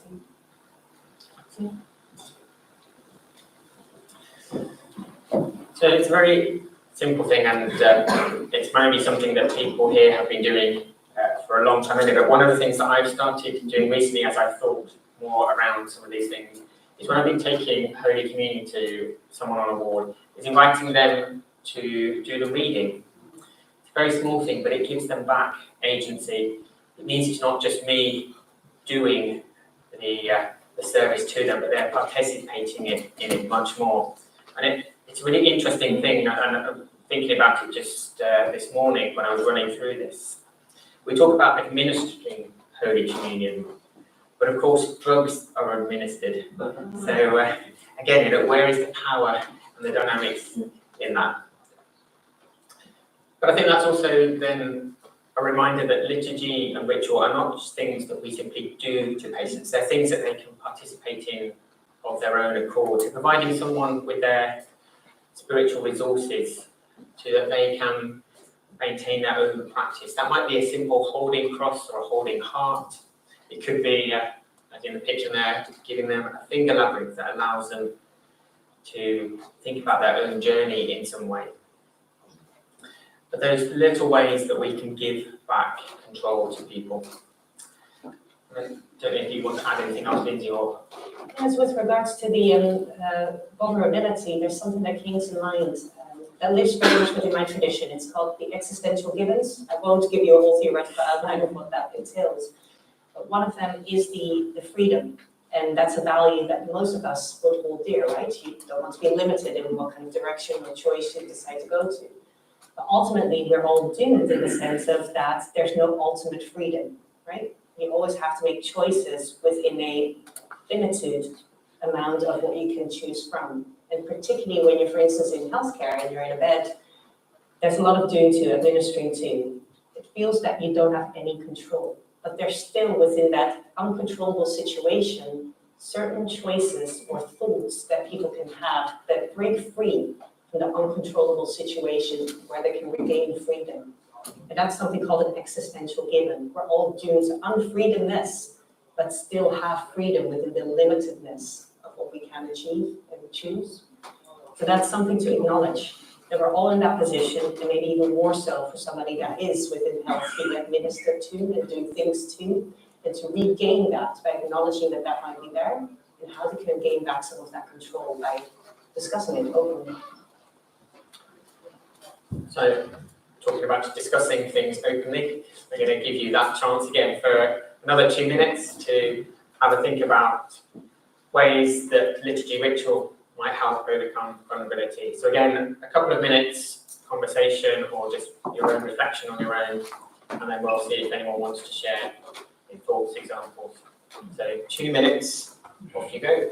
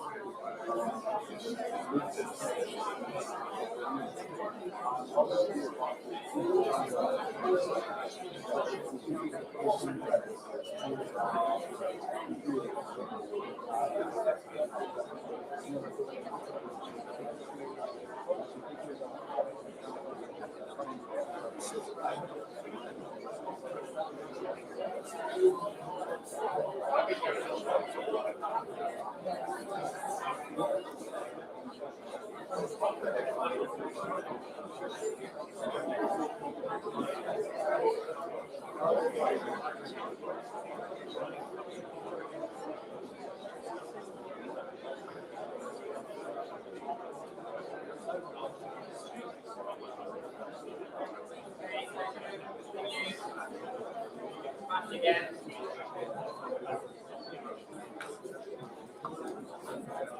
So again, is there anyone who wants to share any thoughts? I can see a hand going straight up.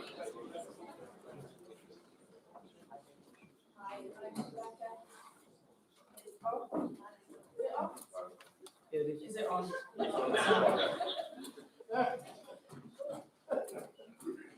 I think one of the things that we do as chaplains, as opposed to medical professionals, is that we bring ourselves and our own vulnerability in that we are ourselves, we have what beliefs we have, what faith we have, but ultimately just bringing ourselves as a person and seeing the patient with us as a person, both sharing that vulnerability of humanity is really important and is a real stark contrast to I'll come along with all of these things and I'll fix you and I'll prod you and I'll poke you. And I think just our being and being human and being vulnerable alongside their vulnerability is very powerful and can help in that process of overcoming, because we're sharing it. Thank you. I was, when we were talking earlier, Kay and I were talking a bit about brokenness, and I was reminded of someone talking at a conference in Glasgow back in 2012. He talked about one of the significant things in their healing had been, and it wasn't part of their tradition really, but had been going to a daily Eucharist in a local church. And they were talking about the moment of fraction, which is the moment when the bread is broken. And realizing that bread is really only bread when it's broken. Because a loaf of bread, if it's not broken, is pointless. You need to break it for it to feed. And something about actually, yes, our own brokenness, our own vulnerability can provide that healing for other people. And I guess, again, about what you were saying, Lindsay, about that sense of being alongside people and giving them that permission. Okay, I think Daniel's hand was up first, and there's one here and one here, and then we'll move on. Thank you. Just very quickly, I find myself reacting against this title of the four in the list, the overcoming vulnerability, because I think if we win with the intention to overcome, we're more likely to be less aware of sort of imposing a prayer that somebody doesn't have agency to say no to. So I'm wondering about the experience here this morning about vulnerability, this afternoon, earlier in the first session about vulnerability, the power of vulnerability. So I'm wondering about embracing vulnerability rather than, which is rather like our speaker a moment ago saying, rather than overcoming vulnerability. I just wonder. I suspect some of, because they're writing as particularly as medics, there's that sense of the power down isn't there with the person being seen as an equal, which I'm sorry, in a moment. But yeah, I think that's a really helpful way of thinking about it, of embracing vulnerability. There's tremendous power in the ability to be the person they can say no to. Particularly where I work in mental health, and with people who've lost their own freedom, the power to choose when they eat, what they eat. They're not even allowed a cup of coffee with caffeine in. They're not allowed to refuse their medication. If the therapist says we're doing this now, we're doing this now, and I walk in and say, would you like to see the chaplain? And they say no. If I'm lucky, they say no. They might say something stronger. But it's wonderfully empowering that they tell you to F off and you say, yeah, that's okay, that's fine. I'm around if you change your mind, and walk away. And that's just giving people back an agency they don't have in any other respect. Yeah. I sometimes talk about a ministry of second comings, that you go with the intention of not actually staying, and then the next time they come, you're a known face, but also the fact that they know you're not going to impose anything because we left that first time. Yes, I was just talking to my colleague here, and I'm an imam. I work as an imam in Oxford, Acute Hospital as well as mental health. One of the things I do at Acute when I go to the wards, in Islam we have this idea of, in the prophetic tradition, the hadith, it's mentioned that when a person is vulnerable, the oppressed, the ill, those who are ill, their prayers are accepted by God because God is with those who are oppressed. So instead of me praying for them, I ask them to pray for me. So giving them back that sense of agency and control. And it really does open a lot of, it opens them up basically to this idea. And, even I believe in the Christian Bible, just talking to my Christian colleague here, and we mentioned about the widow's mite as well. The weak kind of having that control, being more accepted by God. So it's interesting. Okay. I can remember seeing because Lindsay and I both work in the same hospital, and I can remember going to see a patient that Lindsay had seen and looking at the care notes afterwards and seeing that Lindsay had, they were someone who had a Christian faith, and Lindsay had asked them if they would like to pray and to name the things that they talked about. And I remember the time thinking, oh, I'm not sure about that. But actually doing this has really transformed that for me, and thinking actually that's a really powerful thing to do, to do that where it's appropriate. Thank you. So next slide, please. So we're on to the third of the things, which is reassembling personhood. And I guess we've partly touched on that a little bit, some of what we've just been talking about. Now, Pellegrino and Thomas, they wrote their book in the 1990s, and I would hope that medicine has moved on from the examples of hearing staff talking about the broken leg in bed 4 or the kidney stones in bed 5.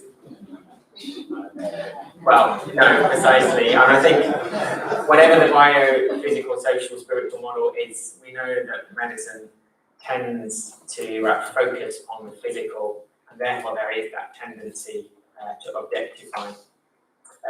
It's interesting that Pellegrino and Thomas are right. It's remarkable how little we speak about what matters most to the patient. Their ultimate values are simply ignored or considered a matter for the chaplain service.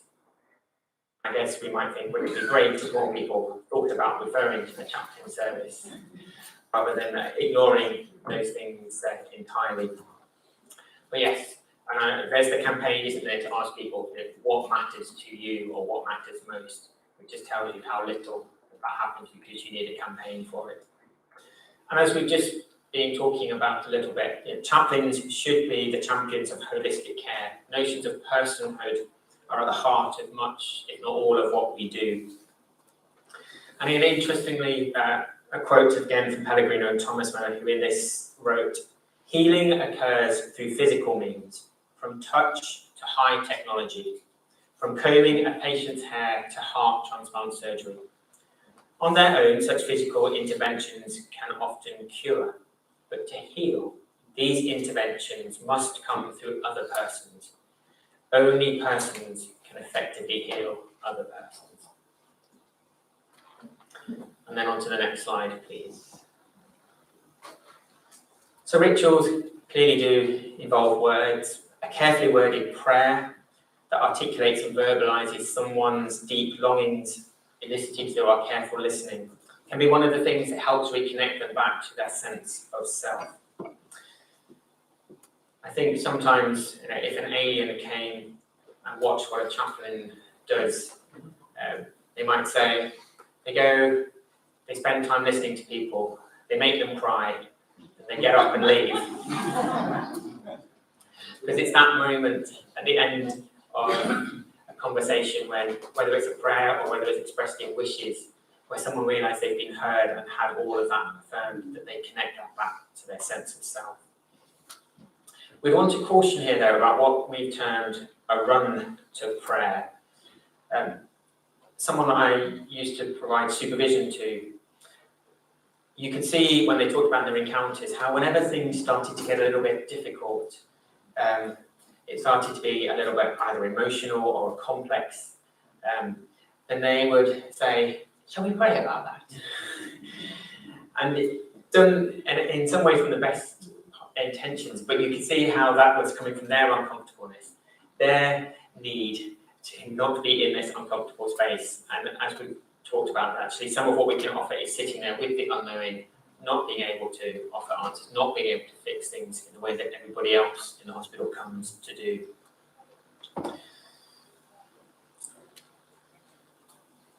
I think we've talked a bit about how offering prayer is not always appropriate. So I don't know that you feel free, you sort of touched on that, so you probably don't need to say more around it. So we move on to talk a bit about ritual also involving touch and action. We know that much touch that happens in a hospital is not therapeutic in the best sense of that word.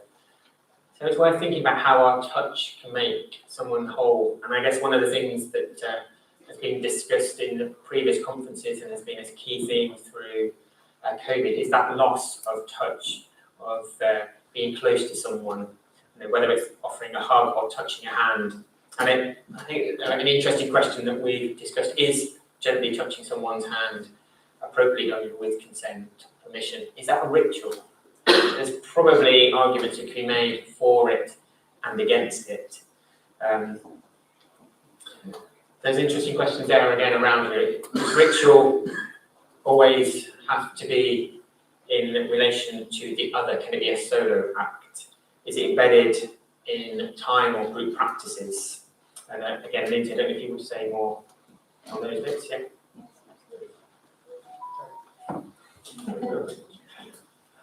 No, with regards to ritual, especially around the fracturing of own personhood, for me, within that kind of non-religious tradition, it's all around, again, the values and the identity of how a person actually sees themselves within the world around us. So, for instance, as a practice, I remember there was one case where somebody was really feeling like they weren't themselves anymore, like the example you were talking about earlier as well. And they didn't know who they wanted to be, kind of a lost situation, a very grey area, just being there day to day. You often don't have any way to distract yourself anyway in hospital, right? It's a luxury when you do have TVs on the wards, and often they're shared around a channel that you actually don't really care for much. So you're confronted constantly with your own thoughts and your own feelings. Every hour that goes by very slowly. So the conversation was mostly around who were you before? So asking the question, if they don't know who they are, who were you before? Who do you think you were? And that's something that was easy to answer for that person because they knew what they've lost. They just didn't know who they were at that present time. So they couldn't describe who they actually are, but they did in a way of who they wanted to become. So you had the past, and you had who they wanted to become, and you had the journey in the middle of the greyness and being able to sit with the uncertainty of how to get there. And the ritual that we were able to form together, that might not be from specific liturgy or something that's, because I don't have a book from an old Irish tradition, was written, but something that was meaningful to that person, where he gained his own agency by writing something towards his future self and keeping that on his person wherever he went, feeling that that was almost a hole in his pocket, reminding him of that he was on a journey and that it was all right to sit with the uncertainty, the grayness of the situation, and to know that he had something literally symbolically reminding him of who he will become.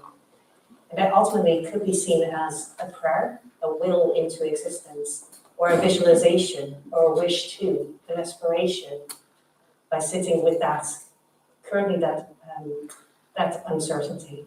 So I don't know if that might be something to reflect on. So again, we'll open up to you to discuss, but again, a couple of minutes thinking about examples where you have of ways of personhood being reassembled, and then again, invitation to share. So a couple of minutes, and then we'll come back together again.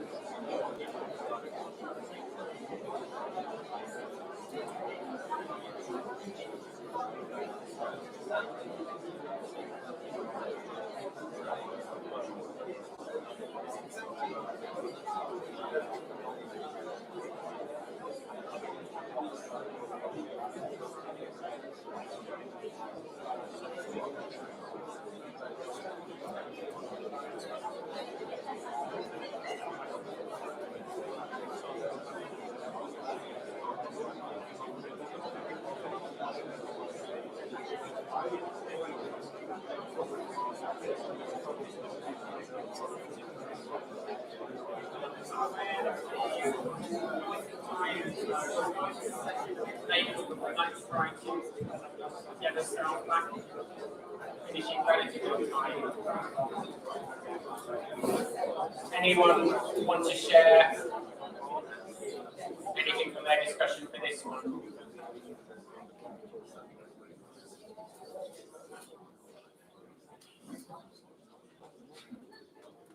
Anyone want to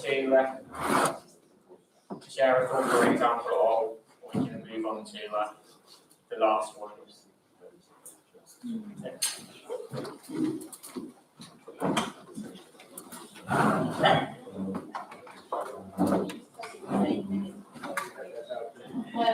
I was told by the organiser to ignore the timing. We've been talking about around about end of life when people sit around the bed, and how that's a really important ritual, and how explaining to people how privileged it is, and especially if it's a mum, you know, we'll say things like, well, they helped you onto the planet and now you're helping them off, and you don't have to sit there being miserable. You can talk about all the good stories and the funny stories, and I said spaghetti over the head or whatever. It's much better for the individual lying there to hear the laughter and the warmth than people sitting there. But you normalise and you enable and empower those individuals to understand how important, not just for the individual in the bed, but also for them in their grieving process. And once they get their head around that, then, you know, the whole thing is a sea change, isn't it? And I think it's really that question again, you know, when is a ritual, when it's not. So at one level, sitting around the bed is not a formal ritual, but there is something very ritualistic about it. And I think for me, it's because It's the vigil. yes. Well, I use the word vigil. Yeah. It's what taps into deeper or older or traditional things. And so we were talking in the planning of this about the Queen's funeral and the things around it. So the viewing of the coffin was very clearly a ritual, but I think the queuing for it was a ritual as well. Yeah, well, there's something, you know, it's a peculiar British thing, isn't it? There's such a queue, but also there's aspects of pilgrimage to it. There was a journey to go do something. You had to, you know, it wasn't a case that you just went and did it. There was some difficulty about it because you might have needed to queue for however long to sort out food. So all of those aspects that tie into something deeper, I think, you know, make it into a ritual. Anyone else? We've got a couple and then we'll move on to the last one.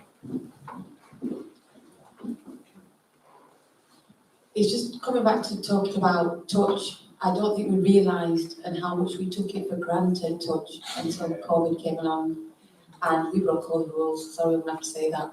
But when we were on intensive care and we were with the patients and you were with the doctors and the nurses and our patients were dying, we touched.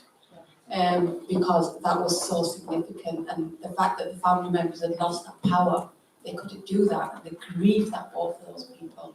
I don't think we realised how much of a ritual that was.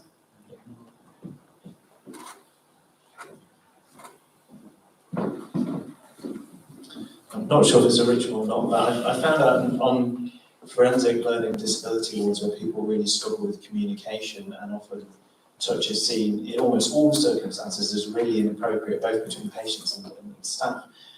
Certain patients I found, whenever they see me, they kind of put out a fist for a fist bump, and some of them like do an exploding fist bump. And every time I see them now, we do this, and it's for them. It seems to be a reminder that I see them as a human being and not just as a medical professional, because they don't do that with anyone else. But whenever they see me, they want to do this thing that makes things a bit more informal and makes us kind of equals in their eyes, and is the start of communication even for those who really struggle with language and making themselves heard. So it's a tiny little thing, but it just reminded me of that kind of connection that happens even just with the small amount of touch we are allowed to do.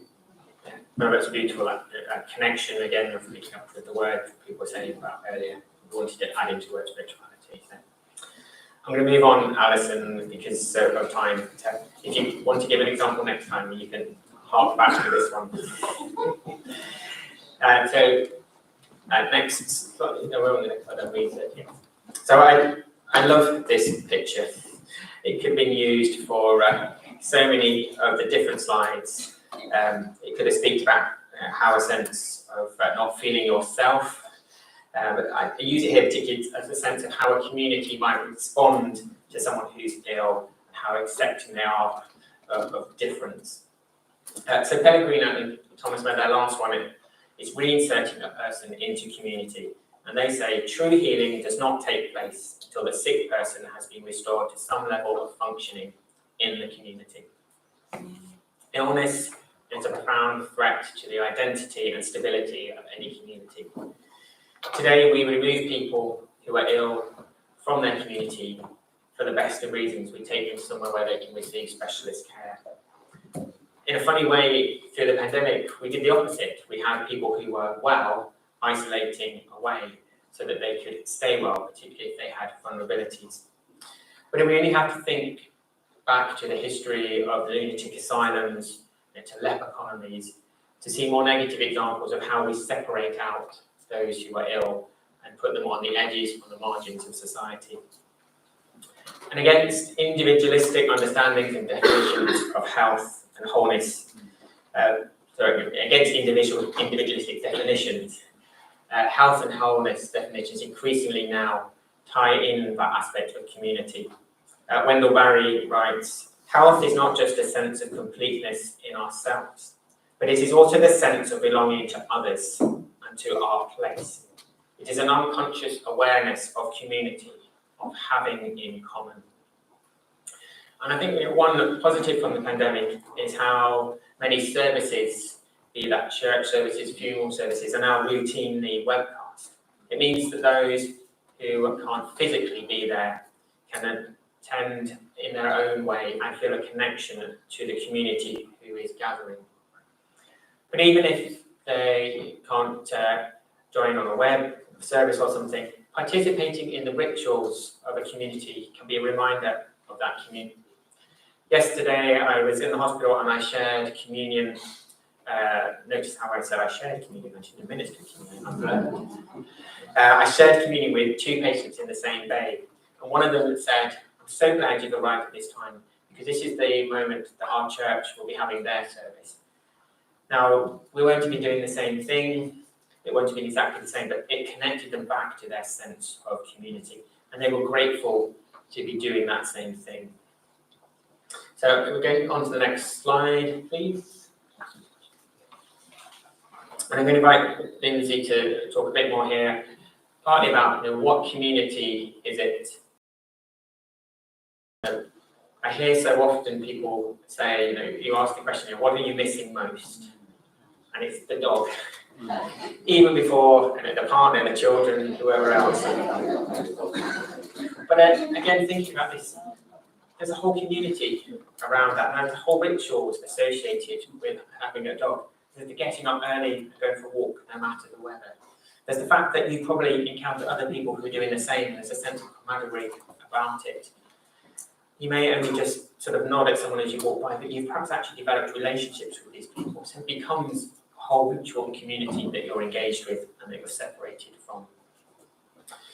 So Lindsay, I don't know if you want to say more about sort of sense of community and who we connect to. I think we also temporarily become community as people are in hospital as well. So when you think about the holistic care model again, right, the social aspect of it, I think I see many people that are actually quite lonely in hospital, where they might have family, but they're all the way up in Scotland, or they actually haven't even informed their family that they're in bed, that they're actually in hospital, and that they are unwell, because they don't want to bother them. They don't want to burden them with something that they're going through at that time. So whilst they're part of community in the widest sense of family, for instance, and they do have friends, they don't seem to share as well their suffering, as we were talking about before, the illness or the challenges that they're currently experiencing. So people can still find themselves without community even while having relationships, and very good relationships too. It doesn't matter that they haven't told their family and therefore they have a bad relationship, absolutely not. It's around how we view our own role within our community too. And that might be an interesting thing to explore. What kind of role do we take within our own communities? And I say it in plural, because we're often part of multiple communities if we actually think of it. It's not just a community where you're part of church life, for instance, or for me, Humanist Belief Group. It's also our family, our friends, and part of those all kind of, again, linked to our identity and what we actually express of our identity within those communities. So with regards to, for instance, rituals around that as well, it very much should be innate to what is shared meaning within that particular community. I remember at one point I was called out of our school for spiritual Christians. And I thought, oh, interesting, and was uncle. So I read up, I was texting my colleague with, have you ever encountered spiritual Christians before? So I was doing lots of reading. I come onto the word and say, actually, they're spiritual humanists, which I also hadn't come across before. So I had to do some reading there. And they were actually discussing that at that time, their grandmother and mother was actively dying on the ward. And the grandchildren, they very much were taught that nature was a big aspect of their family. So they were on Coombe Hill, which is in Aylesbury. It oversees all of Aylesbury. Aylesbury is near London, by the way, for geographical purposes. And it's beautiful. There's lots of nature around them, and you can actually see a whole kind of eagle's eye view. And they did that out of respect of their grandmother, because she often would come up there to meditate and to be by herself and to just be within nature, as their parents were actually alongside their dying mother and be there at the same time. So you have people at different locations, but coming together in a shared meaning where it was represented that the locality of the grandchildren and the locality of the children of the mother who was dying was happening at the same time. And you were referring to, for instance, holding crosses or holding hearts, and I think most of you have seen them before. We had something that was a leaf made of bark. And that's something that I presented that family with, who was alongside the mother. So they were holding this at the same time, something of symbolism that meant something to them, that rootedness in nature that was linked to how they were brought up, and that meant something to their mother and grandmother. And they were saying their wishes, what they wanted for each other as a family, as a community at that time. So it was a ritual created in that moment that might not have had lengths or historic kind of lengths of time of how that happened. It was just that something that was meaningful for them at that time and that related to shared meaning. So I think ultimately when we look at ritual, it's something that is of shared meaning. But the question should be posed to, should it have to have an embedding in historic lines? Should it have to have embedding in something that has traditions of it? Because the flip side could be, because we know rituals so well, because it's been done over years in time, that it could become an empty gesture, rather that it's also shared in meaning. So there should be a balance in that reflection of shared meaning and temporality.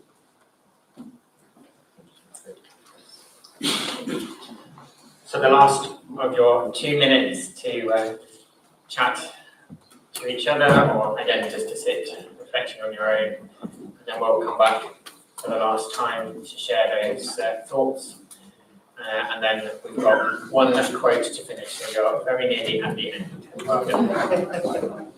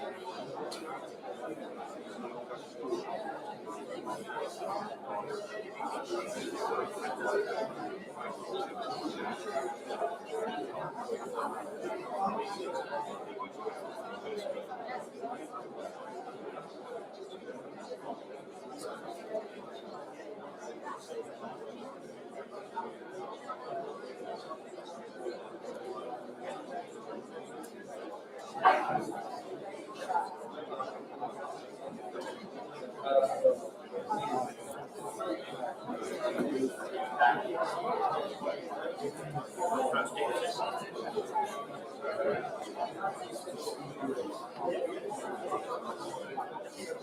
so while you back, if anyone has examples that they want to share. Alison, we talked about, I said earlier on that there was minimal overlap between them all, so I don't know whether you want to share something from last time. You're very welcome to. It's from last time as well as this time. Before I moved to the UK, I was a chaplain in a long-term care facility.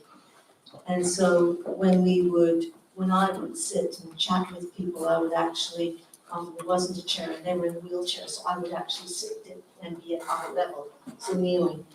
But for them, being in a wheelchair, probably coming into a new community. So they're being taken out of where they used to be, being put into something brand spanking new. Reinserted into community? Maybe. But trying to find ways to make them comfortable, to make them feel welcome. So for some that might be, could you bless my room?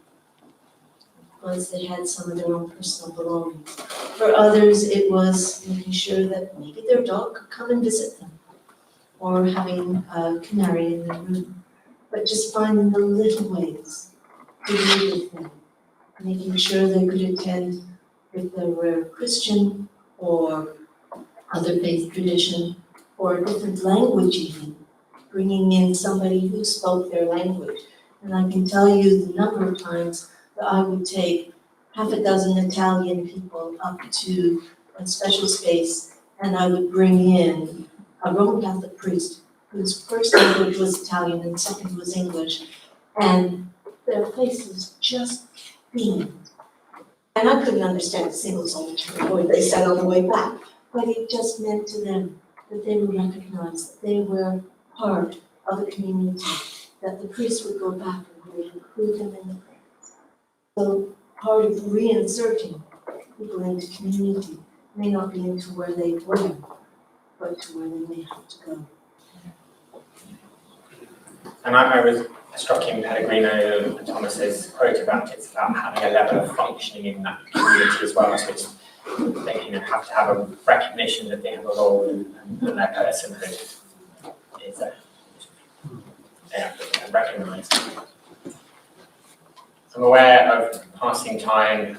We started late, so we should still be finishing, I think, inside the time we were given. But if anyone else wants to share anything, could be from any of the so two, so one here and one here.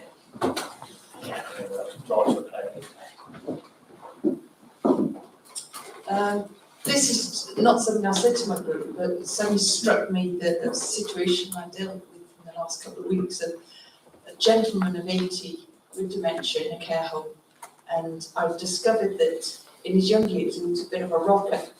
He used to like meatloaf.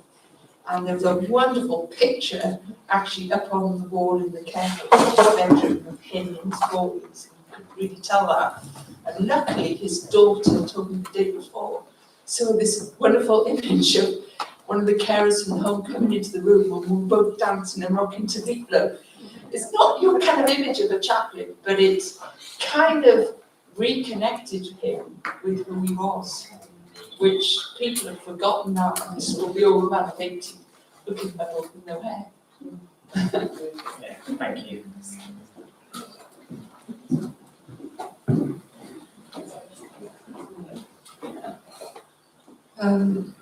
We started talking about reinsertion into community, and then we ended up talking about how often illnesses make us more aware of relationships in our lives that need mending, and how often it provides an opportunity to reach out to someone who you have cut relationship. Yeah, so it's that, as Lindsay was saying, which communities, isn't it? It's multiple communities, and how it always offers that opportunity for healing in that way. So, thank you. I'm going to close by just reading it on the next slide One final thought. This is something that comes from Paul Tuma's book, Daily Prayer, but I've taken the word prayer and replaced it with ritual. And I think it perhaps sums up much of what we've been trying to say. This ritual is a small fire lit to keep cold hands warm. Ritual is not an answer, always, because not all questions can be answered. Ritual can be a rhythm that helps us to make sense in times of senselessness, not offering solutions, but speaking to and from the mystery of humanity. Ritual is rhythm. Ritual is comfort. Ritual is disappointment. Ritual is words and shape and art around desperation and delight and disappointment and desire. Thank you for listening and participating.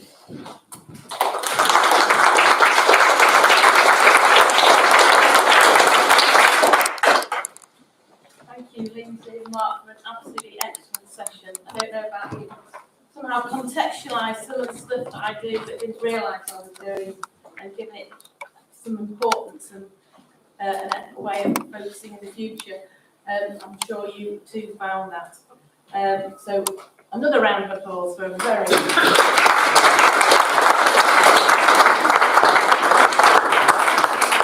housekeeping.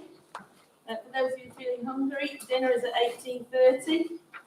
Then there's a drop-in session at 9:15 in the bar area with OPC members and conference organisers. This might be particularly useful for first-time delegates or those who haven't been to the conference for a while. Is that wrong? I've got 17.